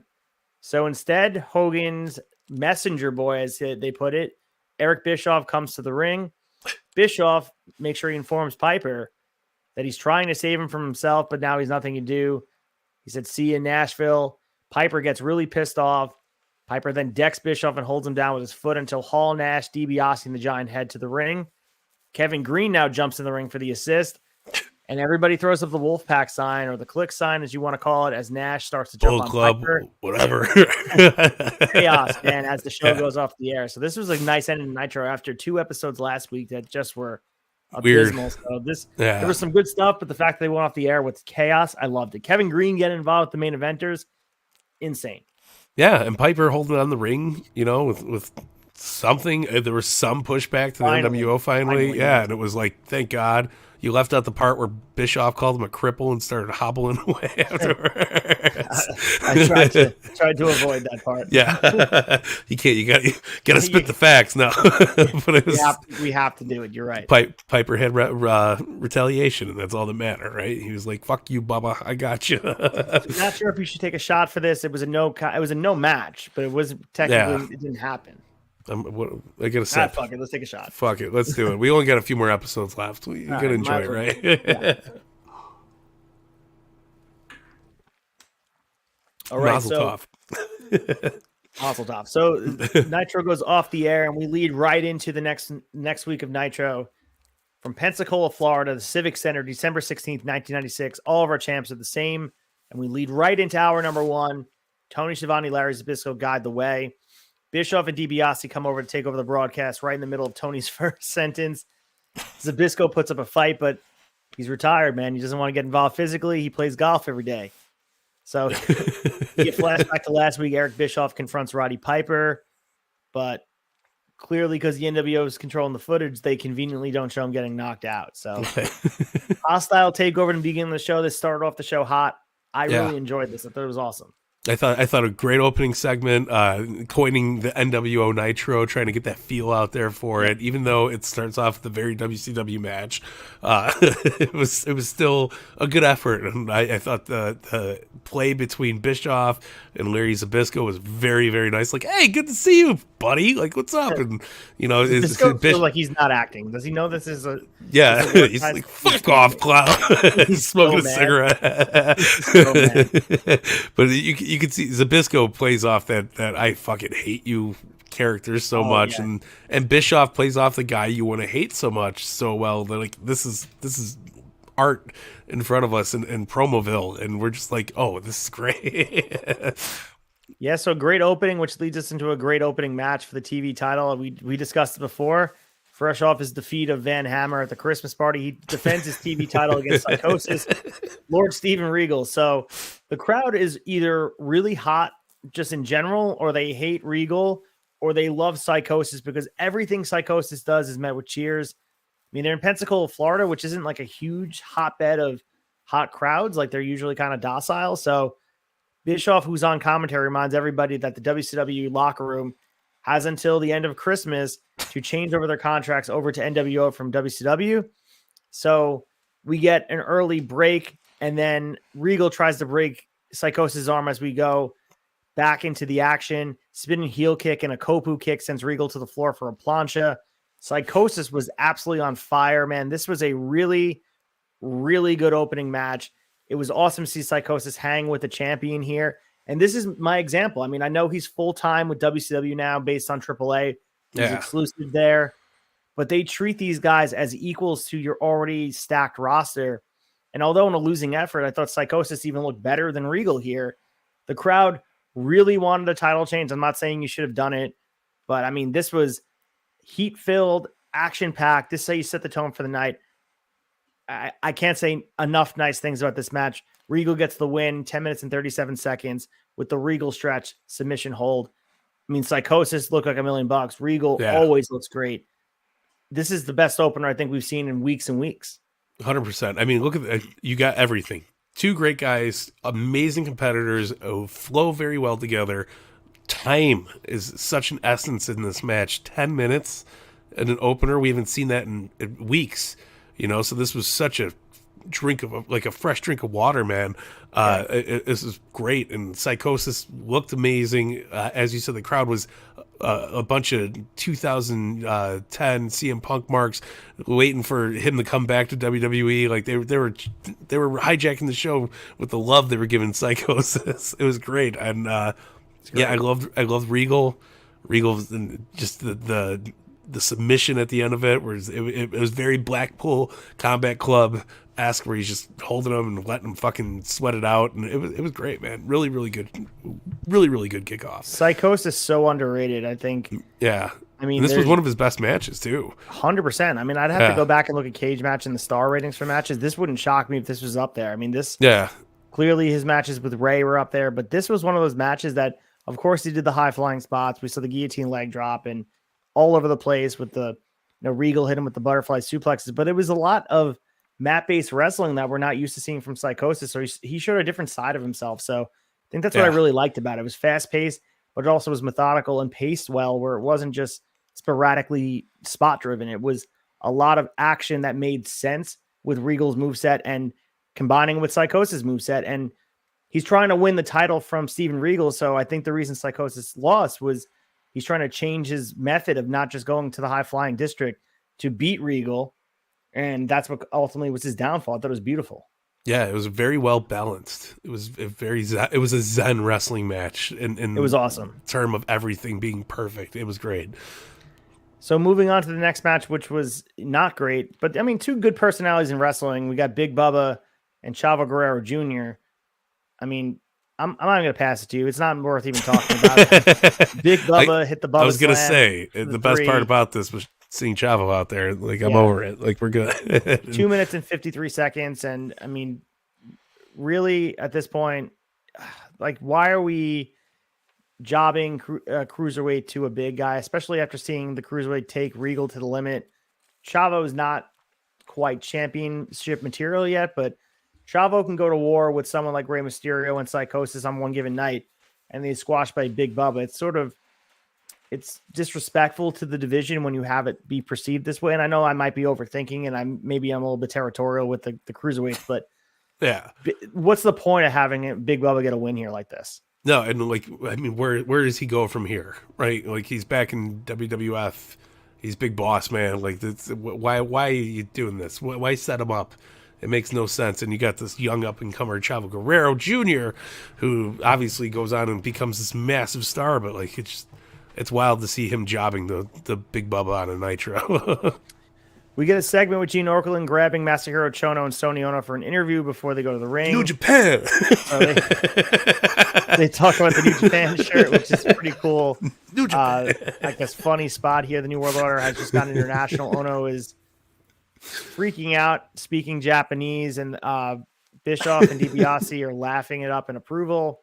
Funny segment. Not sure what the point of it was, but no, there's no point. Nevertheless, it was entertaining. New Japan. That was. We knew that as a drop, but just in time for WCW 96 to be over. It was great. Our next match here is Masahiro Chono, who just got interviewed with Sonny Ono, taking on Chris Jericho. Lead the way, my friend Mike Belcaster. Obviously, what should have been a fantastic match, which obviously it wasn't a terrible match, but it was okay. Jericho wins with the DQ. It was only 5 minutes and 50 seconds. You got Masahiro here. Like he comes out, they're making the New Japan thing seems huge, very Forbidden Door-esque in this day and age. And I was like, damn, this is cool. New Japan, like it was like, fuck yeah, go Sonny Ono, like let's do this shit, open it up. And I mean, like I said, it wasn't a great match. Jericho won with the DQ. It was okay. It was all right. Yeah, I mean, not really a good return for Chono. We saw in the newsletter that he would be returning as the NWO Japan pretty much starts here. We start the emergence of them expanding their brand internationally. Over the next several years, the group would feature other New Japan heavyweights, as we talked about, such as Chono's tag team partner Tenzin, Great Muta, Satoshi Kojima, and Hiro Sato. So the NWO Japan never really gets talked about because it had legs elsewhere, but similar to the Bullet Club, it kind of expanded on its own, and you planted seeds elsewhere, and it started to plant and bloom. And we saw them, it got over in Japan. Yeah, but nobody talks about the NWO Japan, just like they don't talk the NWO or the Japan Bullet Club. It's only about what's there in each country of America. Like it's weird, yeah. So a lot of comparisons with all that. Yeah, Muda in the NWO shirt is still forever going to be weird to me, but yeah, just seeing it without your core three guys, Hall, Nash, and Hogan, and you see some guy come running up with a leather jacket on an NWO shirt. You're like, what the fuck is this guy? Like Jay-Z's line, "I made the Yankee hat more famous than a Yankee can." It's like, NWO. Let's take a shot for the DQ here. Ooh. All right, so leading off that match, we have the Saturday night commercial, and then we get a flashback to last week. Ric Flair gives Piper the support, that really good segment. After that, Gene Okerlund brings out Flair, Arn Anderson, Steven Deborah McMichael. Flair's got the Gators pullover on, so he's really catering to the hometown crowd. Long before Tim Tebow was the man, there was Danny Werfel. So, this was in 96, so Tim Tebow was still a young kid, not quite in college yet. I mean, I'm thinking elementary school, 96, if I do the math on it with Tim Tebow, probably in like 7th grade. Anyway, tonight, Double A says he's going to mend Sullivan's broken heart with a broken body. Flair doesn't blame Benoit for wanting woman. So, Flair is a ladies' man, so he definitely tries to get involved with that style. And we saw a woman get involved in that territory as well. Yeah, she was at the VIP table. Yeah, for sure. She was at the VIP table drinking champagne with Flair, and that champagne's not free, goddammit. So, Mongo gets back on track and encourages Arn to take Sullivan down horseman style. Flair wraps the interview up with a frog in his throat. Oh. So it had to eventually happen. I mean, he got choked up. This is the first time I've ever seen Flair get choked up in a promo. He needs a lossenger. Was what the announcers kept saying. He was so hoarse. Let me tell you. It was like, fuck, man. Like, go someone get this guy honey. A Halls, dude. Yeah. Why don't they have cough drops at the VIP table? Like, what the fuck? All right. So the Cruiserweight Championship's on the line. Dean Malenko, as I mentioned in the newsletter, he's taking on Dave Sammartino, who is the son of Hall of Famer Bruno Sammartino. So David Sammartino emerges in the ring. He's absolutely jacked. This is his WCW debut. He's like 100 pounds lighter than he was at the first WrestleMania. So if you guys remember him, he was at the first WrestleMania. They tussle on the mat for a while until Malenko hooks his arm. Looks like the cattle mutilation to me, like they would Bryan Danielson later kind of evolved it to. Wouldn't surprise me if Dean Malenko invented it. Rose the shoulders, but it's for the seemingly surprising 3 count. 2 minutes and 56 seconds. The crowd isn't happy with the match. Dean Malenko wins again. We don't really see a lot of Dave Sammartino, so yeah, he looks a lot different than he did at WrestleMania. I had to really look up the connection if it was the same guy, older son, younger son, but yeah, I thought it was a fill-in. 1985. There's David Sammartino. That's he's the same guy. So again, nepotism does exist in wrestling, but you also have to build on it. Like your Charlotte Flair, with the Flair last name, but you have to build your own star. David Sammartino couldn't get over with the Sammartino name. No, go Pats. wicked not over. He's a wicked Sammartino. I don't understand. We get hour number 2, Tony Schiavone, Bobby Heenan, Mike Tenay. Heenan gets a huge weasel chant, and he gives a nice angered response. I loved it. I loved the Bobby was getting recognized by the crowd. So flashback early night, Masahiro Chono becomes the newest member of the New World Order, and we get Jerry Flynn versus Ice Train. Give me, this isn't Jerry Lynn. This isn't Mr. JL. This is someone called Jerry Flynn. So yes. Any knowledge on him? He's a Lynn of Irish descent, so he's a Flynn. No. And maybe this is why they called Jerry Lynn JL, because they had a Jerry Flynn. This is like AEW. They have a million cages and pages. Yeah, so they didn't know what Ethan to do. Page, They were trying to work around it. Brian Cage, Christian Cage. Stephen Rage, Aaron Sage. Who got the win here, Jerry Flynn or Ice Train? Oh my goodness, we got Ice Train because he's just a little bit better. Who better than Ice Train? A lot of people. He only got the win because it's December. It's winter season. You know, he's the Ice Train. Polar Express is what they should have called him. But it was nothing flashy. You hear what I hear? Tom Hanks narrates him to the ring.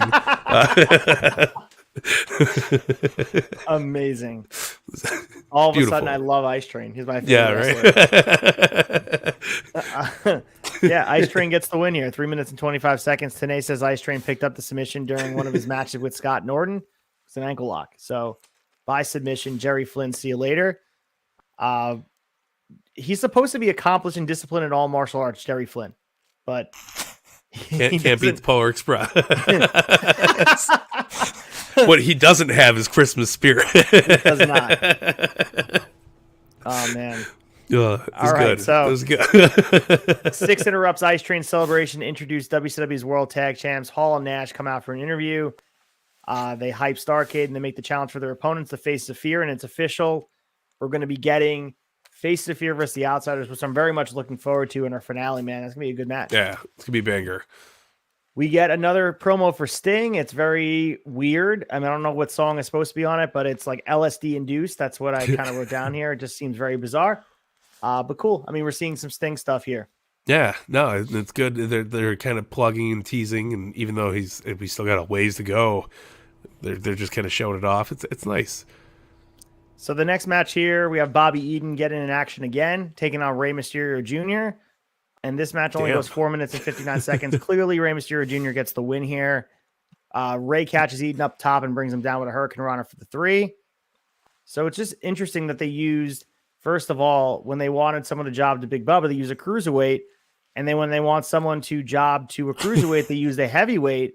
So Bobby Eaton takes the job here, where easily could have switched around, have Rey Mysterio beat Chavo and have Big Bubba beat Bobby Eaton. And then you kind of have the best of both worlds where you just had the same. Now it just kind of doesn't muddy the division. I don't know. Maybe I'm overthinking it, but Rey Mysterio gets the much needed win here. And that's it. I mean, the match was okay. 4 minutes and 59 seconds. I wouldn't say Rey Mysterio ever had a bad match in 96, but they didn't give it enough time to even get started. But surprisingly, Bobby Eaton's best month in WCW is this month because he's working back-to-back weeks. Top talent, man. Hell yeah. All right, so we get another video of Benoit and Woman in Europe now. And then we leads right into, of course, Kevin Sullivan and Jimmy Hart taking on Arn Anderson. Yeah. Spooky. But yeah, we got Arn Sullivan going at each other. Nowhere near lived up to the hype that they're kind of putting on this match for the last couple promos and stuff. Short, 3 minutes, 51 seconds. Kevin Sullivan gets the win. It's just weird, you know. I get the love for Kevin Sullivan that you have, but I have such a disdain for him, and this creepy version is even worse. Person, though, you know? I didn't. That's the problem.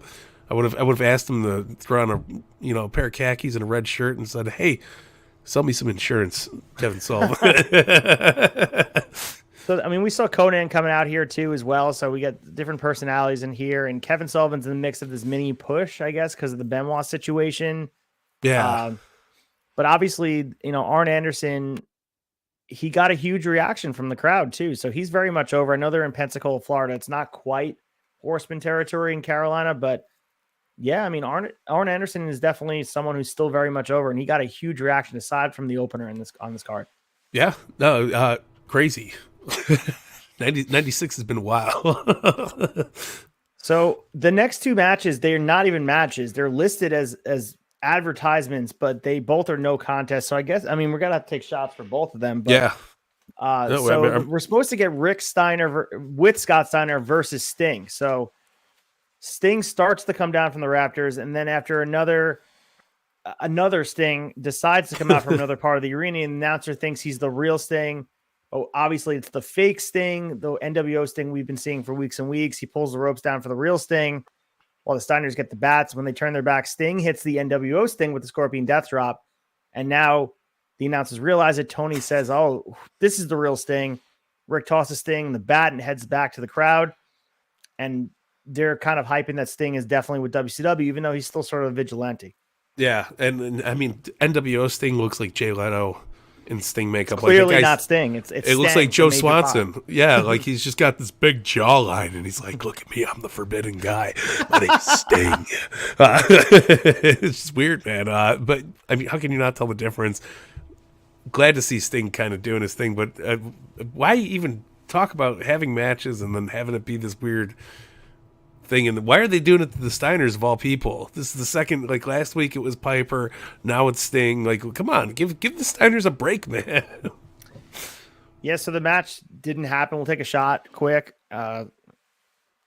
Thank you, Nitro. Oh yeah. So the world champ, Hollywood Hogan, Ted DiBiase, the Giant, Vince and Elizabeth all head down to the ring. Hogan gets the Hollywood spotlight, which is cool, and he starts talking shit about Piper. He tells Vincent to go find Piper, but he's not here. When Vincent comes back, Hogan says Piper ran out to the back door when he heard Hogan looking for him. Since he can't beat up Piper tonight, he decides to pose instead. And then we lead right into the Outsiders taking on the Faces of Fear, which we know is not happening. They signed the match for Starrcade. So they brawl until Big Bubba comes out to help the Faces of Fear. He starts punching Ming, gives the Bubba slam. Conan, Hugh Morris, and Kevin Sullivan run down to beat up Bubba, but the Outsiders help fight them off. Locker room clears off. More chaos. There's a huge brawl. That's when, of course, the Polar Express runs out. Ice Train himself. Scott Norton cuts him with a DDT on the floor. He's now part of the New World Order. Sting heads to the ring. He tries to thwart everybody from fighting. When he's back, he tries to get in the way of Arn Anderson. Double A takes a shot at him. Sting ducks punches. He knocks Arn away. Mongo goes to defend Arn. He gets nailed. Now Rey Mysterio comes in, jumps on Sting's back. He gets flipped off. He tries to help, but WCW tries to hurt him. Sting leaves back through the crowd as we fade to black. What the hell just happened? It was a triple turn. I don't even know how you explain it. Sting came down. They thought he was part of NWO. He's fighting him off. Then WCW guys come out. They start fucking up Sting. Arn Anderson's got no fucking right. Polar Express had no right being out there. Scott Norton's definitely debuting with the NWO now. Did Big Bubba join the NWO too? Like he was supposed to help Face of Fear, and then he didn't help them, and then the Outsiders helped him. But Scott Norton's the only guy with clout because he wrestled in Japan. Yeah. A child. Wow, look at that. Right, but yeah, the crazy shit. Ending. Chaos, beautiful. And the fade to black was a nice touch. I did like that. And obviously now it creates some dissension with Sting. Like he was clearly NWO the segment before. Now, he's clearly WCW. We're not sure where his allegiance lies again. I think that's where Sting does his best work, where he's in the middle. Yeah. I mean, crazy. Piper's in the middle too. Piper made it clear in his promo that he's not WCW or NWO. He's just in it for Roddy Piper. Yeah, Piper's making it seem like this is his Jeff Jarrett run. Like, I'm the last outlaw. True. You know, I'm coming in for become the icon, brother. And I mean, obviously he didn't retire until 2006. It was when was the last time he wrestled? Way later than that, wasn't it? Didn't he? Who's that? Like, Piper. He wrestled. Oh man, he was tag champs with Ric Flair on Raw, like WrestleMania 23. So he wrestled Jericho with Mickey Rourke at fucking Mania. That is true. That was 2010 easily, right? Like, come on. I have to say, dude, 2003 when he showed up in the Vince and Hogan match, I marked out. That was like one of the coolest moments at WrestleMania. Of course, and it was done. It was different from this, but it was done this added to that history too, because when you seen it, you're like, oh shit, and I wouldn't have gave a flying fuck if I wasn't watching WCW right now when Piper's there, because that was why I was like, oh shit, Piper and Hogan fought in WCW, and then I was like, oh yeah, and in WWF WrestleMania, won. Who cares? But it was WCW that drove me to be like, God damn, Piper's here. It's insane. So, I mean, that's the end of Nitro as we move into the next night, and it's December 23rd. It's 2 days before Christmas. Macon, Georgia, the Civic Center. All our champs are the same. This is the go-home show before Starrcade. So there's a lot to get done here.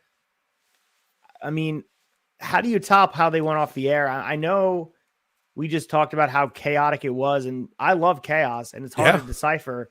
But sometimes it leaves you with more questions, and I'm sure if you were watching at that time, you went into the Monday, December 23rd, wanting to know what the hell happened, who's with the NWO, who's not. And I think that's better than how they were leaving off the other nights. And sometimes chaos and questions leaded to better ratings, and I think they were really getting into a groove here. Yeah, listen, 9-year-old Mike did not know how to work a VHS to record and rewatch shit or anything. So this was, I was on the cups on my seat. I'm sitting at the edge all the way, the whole week until Monday going, what the fuck happened with Sting? And then we get to it and it was like, damn, like here we are. And we kick off Nitro. It was great. So we go right into the opening match, Eddie Guerrero versus Chris Benoit. And this is the U.S. Championship Tournament. The winner goes on to Starrcade to face DDP. This probably should have been the finals. And ironically, if you go back in time, 2003, when they brought back the U.S. title, Vengeance 2003, the SmackDown brand, they revitalized the championship as the mid-card title for SmackDown. They did a tournament for the U.S. title. The finals of that, Chris Benoit versus Eddie Guerrero. Eddie Guerrero was the first ever U.S. champion back in the WWE brand. So I thought it was funny that we're seeing this U.S. Championship Tournament, Eddie Guerrero versus Chris Benoit. Semifinals, not quite the finals, but, you know. Awesome, though. Yeah, I mean, what a tidbit from the Ace's brain. I love it. I'm fucking here for it. And it makes... That makes me a little more forgiving on the Sting and Triple H. Like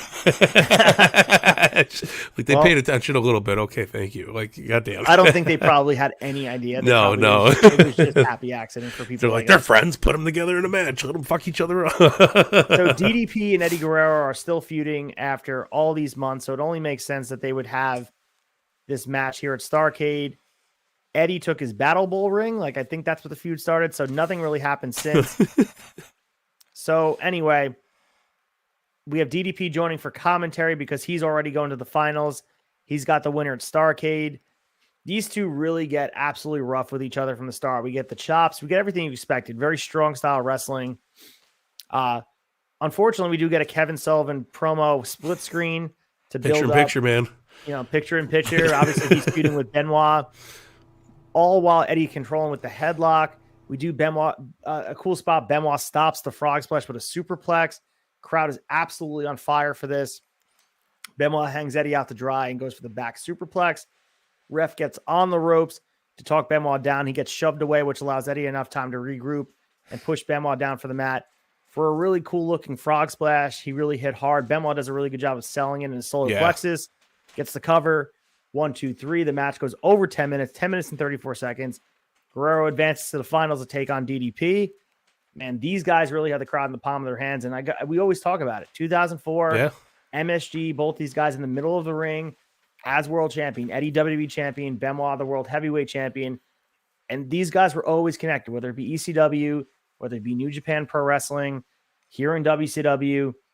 These guys had this chemistry that I really can't think of two other guys that are as connected and as cohesive in the ring as Eddie and Benoit. Like, they are just, I mean, they're poetic, like watching them go out in the ring. It's a shame what happened with Benoit because, I mean, separating the product is hard, but when you watch these guys just strictly as in-ring competitors, it is absolutely amazing to see what they're able to do. Yeah, no, 100%. And this is a completely different Benoit at the time. Like, you go back and watch it, like, almost close to 10 years removed from the tragedy, you know, so like in reverse wise, at least. Yeah. It's good to watch. And I mean, it's like a breath of fresh air to see two guys so goddamn good at their craft in the ring together. And it is a damn shame because, you know, you blacklist a lot of important, not just history, but in-ring match, like, quality. Yeah. And it's hard to set aside, you know? It's hard. Yeah, very hard. So Gene Okerlund brings out the rest of the Horsemen. Double A tells Benoit that he took the beating from Kevin Sullivan last week because that's what Horsemen do for each other. continues the promo, building up towards, obviously later on the feud, and Flair gets on the mic, blah, blah, blah. So quick sidebar, Rick really right now can't wrestle. We know that he has a messed up shoulder and he's kind of starting shit with everybody else. So if you're reading through sort of the Lion series, there's a little bit of dissension in the Horsemen. Not sure if anything really comes up through this, but it's just interesting to see that they're playing this up. They're keeping Flair on screen, even though he's hurt. Yeah. He didn't want to go home yet. And he still wanted to collect those checks. He was fine with it. So following this, we get Hollywood Hogan with the NWO full crew heading to the ring. Hogan talks down to Piper and how Piper's scared of him. He won't confront him in the building. He continues to say how much of a bigger star he is than Piper. Men who wear skirts are dumb, blah, blah, blah. So Piper's a big, huge coward. So now he continues to pose and Piper doesn't come out. So Piper's not in the building and we'll see what happens later in the night. But this is kind of the same segment, copy and paste what they did the week before. I don't know. What are your thoughts on this? It felt very Hogan-y being Hogan. It's just, let me go out here and talk some shit, which he does great. Like, it's not bad, but it's like, all right. I felt like between the first Nitro we covered where we had 3 Piper segments, then we, then we got a bunch of NWO shit and Hogan stuff. It was like overkill. So instead of building, they're doing too much, especially when we're 2 weeks away from the pay-per-view. Like, this should be really amped up energy, not, oh, I'm going to call you out, brother. You're not here. Good. What you going to do, bro? Right. It takes the fucking whole air out of everything, but it's not bad. It was just, So we get Roddy Piper's new film entitled Mark Man. We get a trailer for it. Piper, not the worst actor in wrestling history. So never seen the movie, might be worth checking out, but we do get the promo here on TV, which leads us into Lex Luger versus Tombstone. Just a little note about Tombstone. This is 911 from ECW. So lead the way with Lex Luger, obviously doing what Luger does, but it was interesting to see 911 from ECW involved against Luger, kind of both worlds colliding. Yeah, and a damn shame that this is how you would put 911 on WCW TV. This motherfucker should have been out there just destroying dudes, but instead you make him get in the ring with Lex Luger, who's on. They're trying. Damn it! Yeah, I want the choke slam. I want tables. I would like give me my 911. God damn it! But I don't know why they putting over Lex so much, because like he never ever gets over for me. Like I'm never like, man, I love Lex Luger. Like I never got into that phase as a kid. And like 911, I was like, fuck, look how big this dude is. He's murdering people on ECW. So totally night and day. But yes, of course, 911 taps out to the torture rack. Nobody can get out of the torture rack. But impressive torture rack on a big dude like that. It was, yes. And we've seen some good torture racks by Lex. So, but I mean, it's just like, eh. And I love 911 so much. This stepped in the heart a little bit.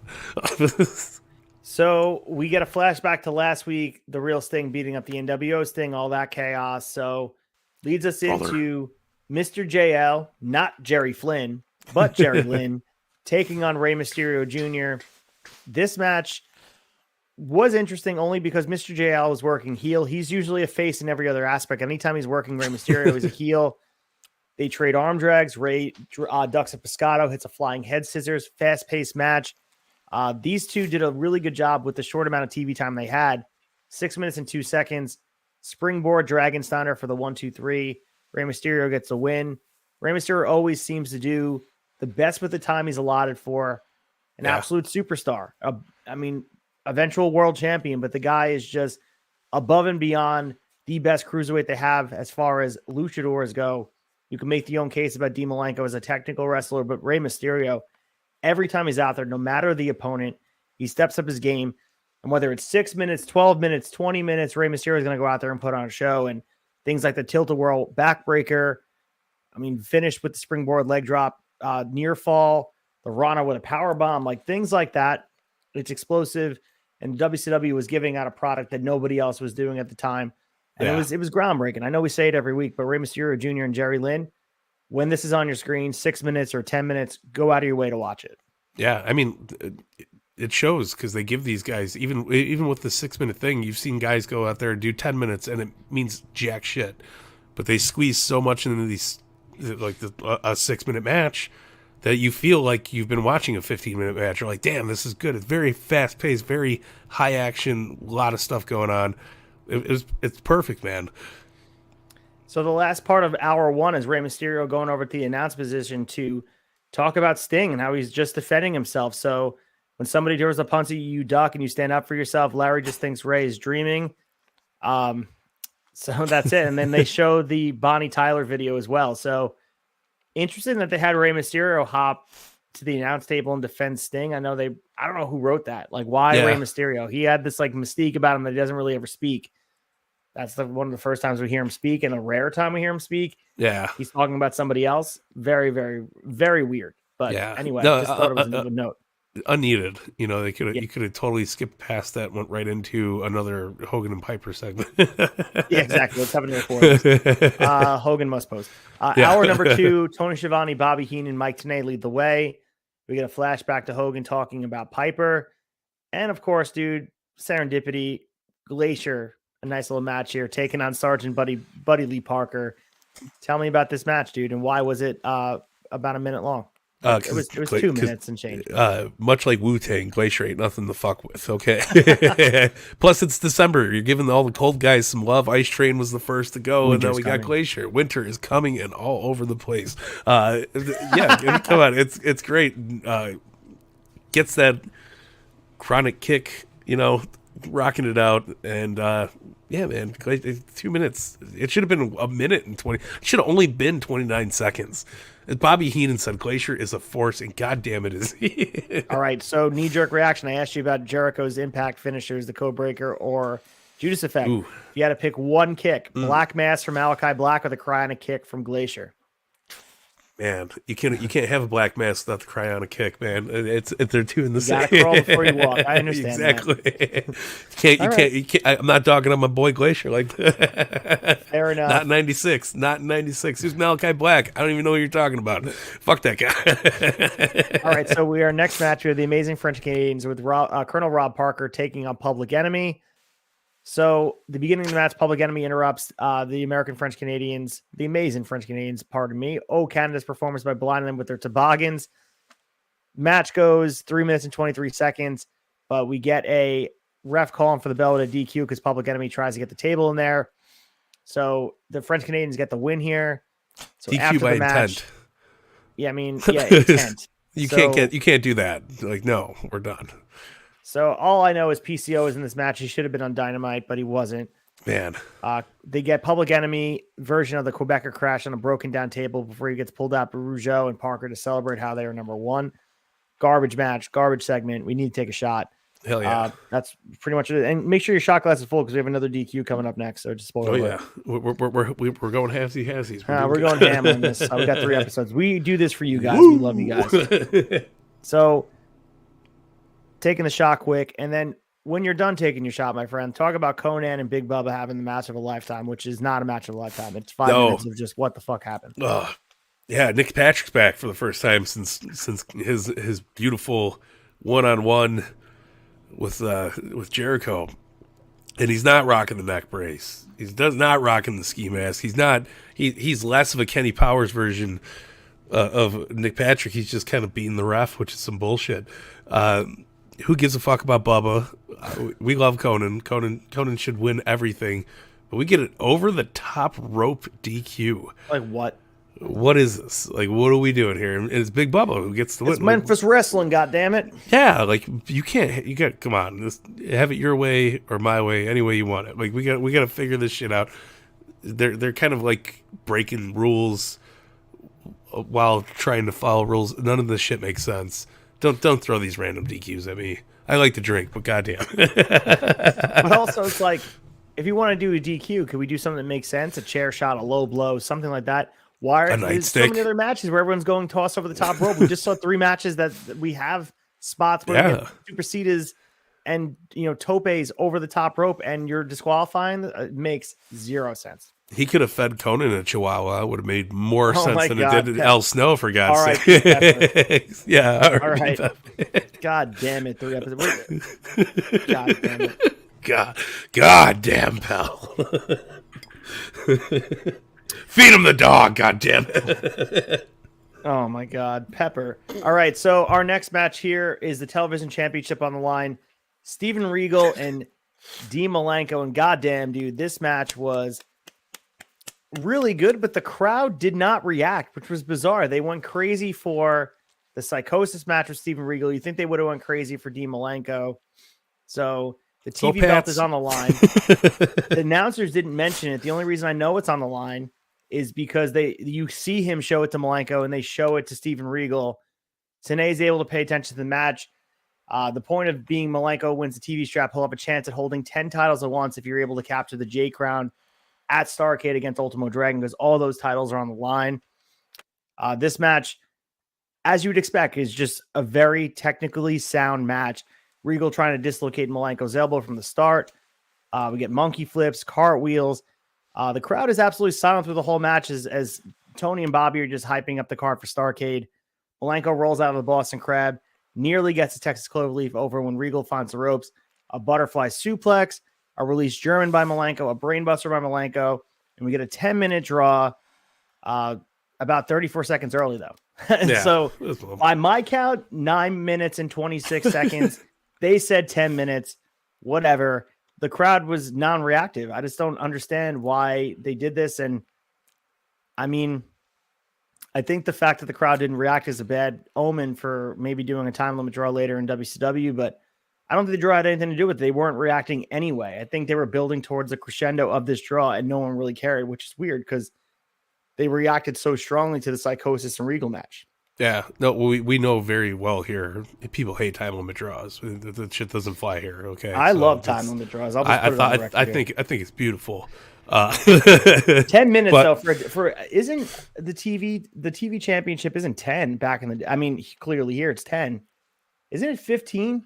Because it's half of 30. I think it's 15. It should be 15. It's not 9 minutes and 26 seconds, by the way. I blame the goddamn prick, Nick Patrick. Nick Patrick. It's his fault, man. He's piping into the refs' ears. He's slipping them 20s. Come on, end it early. You're good. You're good. Just call it. So, all right. So we do got to take a shot, but first let's go through this match because we do have to finish under 2 hours here, and yes, we love you guys and appreciate. We're right there.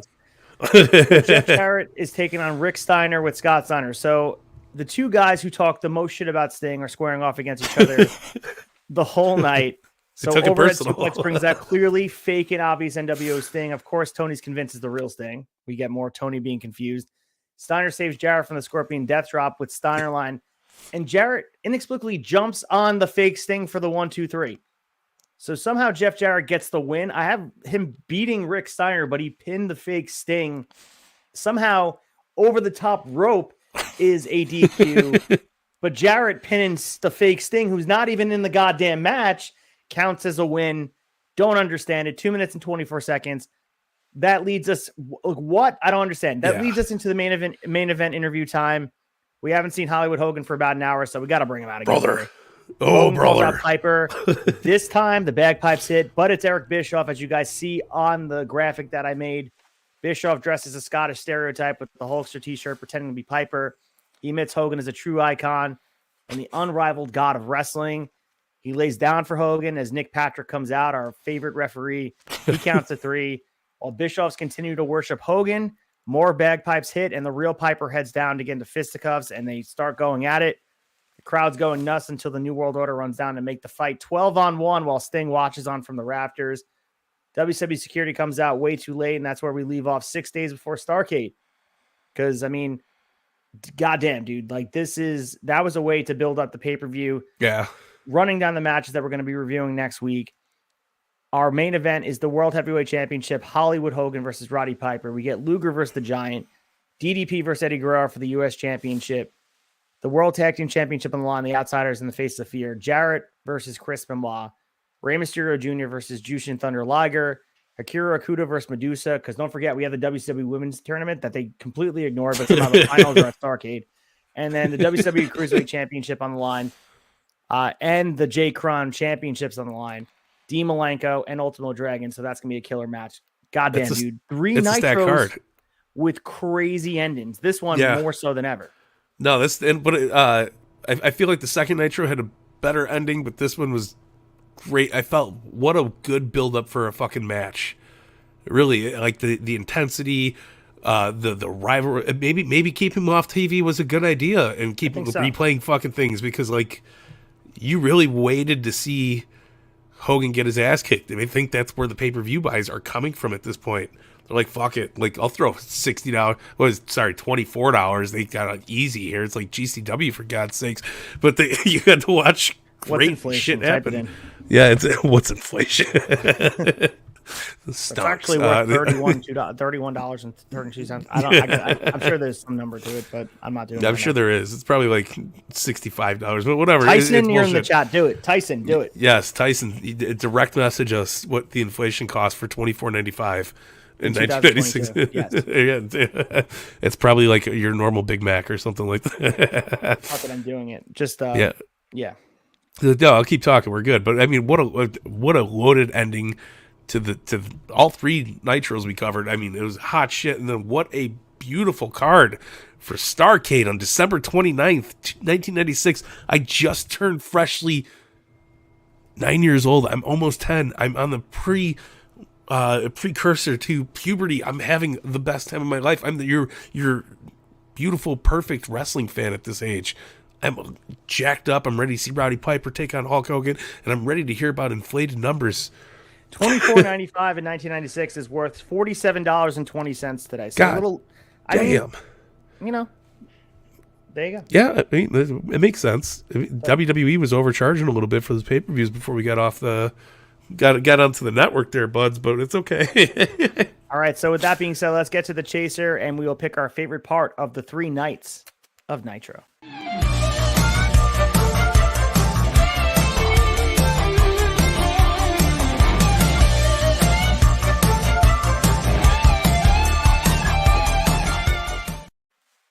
All right, we have a lot to pick from. Mike Belcaster, give me your favorite part of these 3 nights of Nitro. It could be a segment, it could be Hogan posing, or it could be a match. The return of Nick Patrick. No, it was definitely a tie between Psychosis and what's it called, Benoit and Guerrero. Like those were just 2 great matches, and I think Benoit and Guerrero got the upper hand on this one.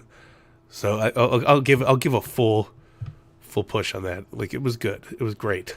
Should have been better. Could have been. I agree with all that you said. I mean, Steven Regal and Psychosis to me stole the show. I mean, the fact that they gave it the time that they did, and 10 minutes and 37 seconds set the tone for the night and really got them started. I feel like we've been missing opening matches with that level of competitive nature. And for a guy like Psychosis to take Regal to the level of maybe taking the TV title, and it just felt very, very important. And for the first time in a while, the TV title was being used on the screen to feel like it could be something that someone is striving towards. And I think that was really important, because the TV title for the longest time, go back to when Luger had it, it just felt meaningless. It just felt like it was just on someone's, shoulder or waist and collecting dust. And Steven Regal took it overseas in Japan and all over the place, apparently defending it, but now we're finally getting WCW. And to me, this was one of the best matches we've seen on TV in a long while. And this was the other thing is, I'll give a shout out to the endings of just absolute chaos at the end. I love that, where it's just like everyone's coming out, everyone that's connected with the NWO, and for better or for worse, man, it makes you want to tune in for the week after. And I think that's what they did really well. 100%, man. Could not agree more. All right. So as we move into closing the tab, we're going to preview the next week. We're going to talk about what's going on in the tavern in the next 7 minutes, and get your weekend started, guys. The bar lights are coming on. We got to make sure. First of all, I got to take this shot of nostalgia here. This is the last one. I did mine while you're talking. So let's close the tab. Let's tip our bartenders, and let's go home, and let's start our weekend the right way.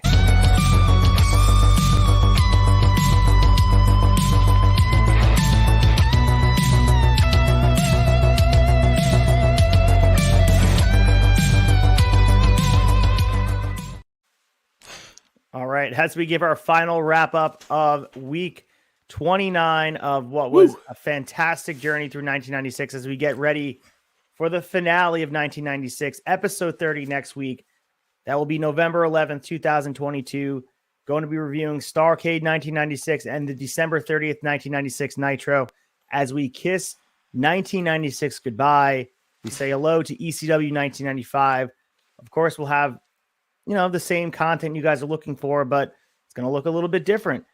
So Mike, give me what's going on for the rest of the week on the tavern coming up this week. Fig Night, you crushed it on your own, opening up that Cody.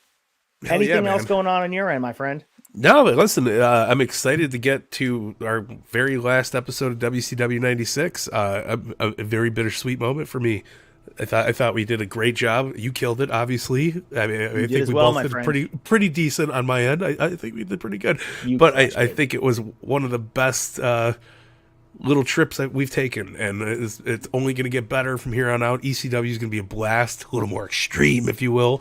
But yeah, man, we got Fig Night coming up on Tuesday. It's going to be great as always, and we're working on getting a special guest for the following week. So stay tuned for that one. It's going to be a fun one. But yeah, man, wrap up. I'll be back full force next week. It was my 10th wedding anniversary this week, so I had to take some time to go spend with the wife and get that decade of domination under my shoulders, right? Ooh, yeah. So man. So next week you got your full force Mike Belcaster back in the tavern. So I'm excited for it. Hell yeah! Before I shill the tavern, I just want to hype up Visit the Tavern. This is coming up quicker than we know it. November 18th, 2022. The cause of it all: Joey Conway, the current NYWC Fusion champion, will be joining Visits the Tavern. I'll be interviewing him for an hour or so. We're going to be talking about all things wrestling, also his interests outside. He was into muscle cars, horror movies, good music. So the conversation is going to be something you don't want to miss. Of course, I'm going to talk about the Victory Pro Wrestling show, Disorderly Conduct, same day as Full Gear, but I'll be in the building in Bayshore, New York, supporting the tavern, giving out stickers, giving out keychains, and of course, supporting independent wrestling. Victory Pro Wrestling puts on great live wrestling shows and great young talent there. Jack Tomlinson will be defending his world championship against Mike Anthony. So yeah, come out if you're local on Long Island or you're in driving distance and you're not going to Full Gear and you want to watch it on demand. Come out to VPW. It's worth the drive, and I promise you won't be disappointed. Come say hi to me. I got a lot of free shit to give out, hyping the tavern, supporting what we're doing here. And another way you guys can support us is go to theturnbuckletavern.com. All these outlets are here for you. On YouTube, shout out. We just reached over 1,000 subscribers. It's been a long journey, but congratulations to everyone involved in the tavern. All the hard work has paid off. Couldn't be done with, obviously we need every single piece of the tavern to make us click. That's what makes us so special. It's all the different opinions that go into it. It's the different content we put out, and we give you guys 6 to 7 days worth of content every single week, churning out more content consistently than you're going to get on any other platform, any other wrestling podcast every single week, whether it be the flagship audio, whether it be the AEW wrap-up show, whether it be the Raw Down, whether it be Long Balls, whether it be Broken VCR, Shot in Nostalgia, all over the place. The debate show, we're having guests all over the place. Fig Night. I mean, goddamn, dude, there are shows all over the place, something for everybody. Visits the tavern. And the least you can do is go out there, give us a like, subscribe. Also, please leave us a review, 5 stars, and just, buy a shirt maybe. Rock that purple Shot Nostalgia shirt, prowrestlingtees.com/tavern. Buy some merch, support the tavern. I'm sure we're going to have some awesome ECW merch. Probably a green color. I think that's the green we're going with. Some barbed wire. Check it out. You can also buy some other stuff with the anti-Taskmaster stuff. I'm also pro-Taskmaster, so that's all I got for you showing-wise. Mike Belcaster, it's been a pleasure, dude. We're not quite signing out all together because we're going to be episode 30 next week. It's going to be a banger. We're going to be shedding a tear. With a tear in my eye, we'll say goodbye to 1996. But tonight we have to say goodbye to a Friday night because Eric Bischoff is in my goddamn ear. He's yelling at me. He's so mean now because he's in the WO. He's ripping his shirt like Hogan. He has the bagpipes going. We got to go. We're out of time.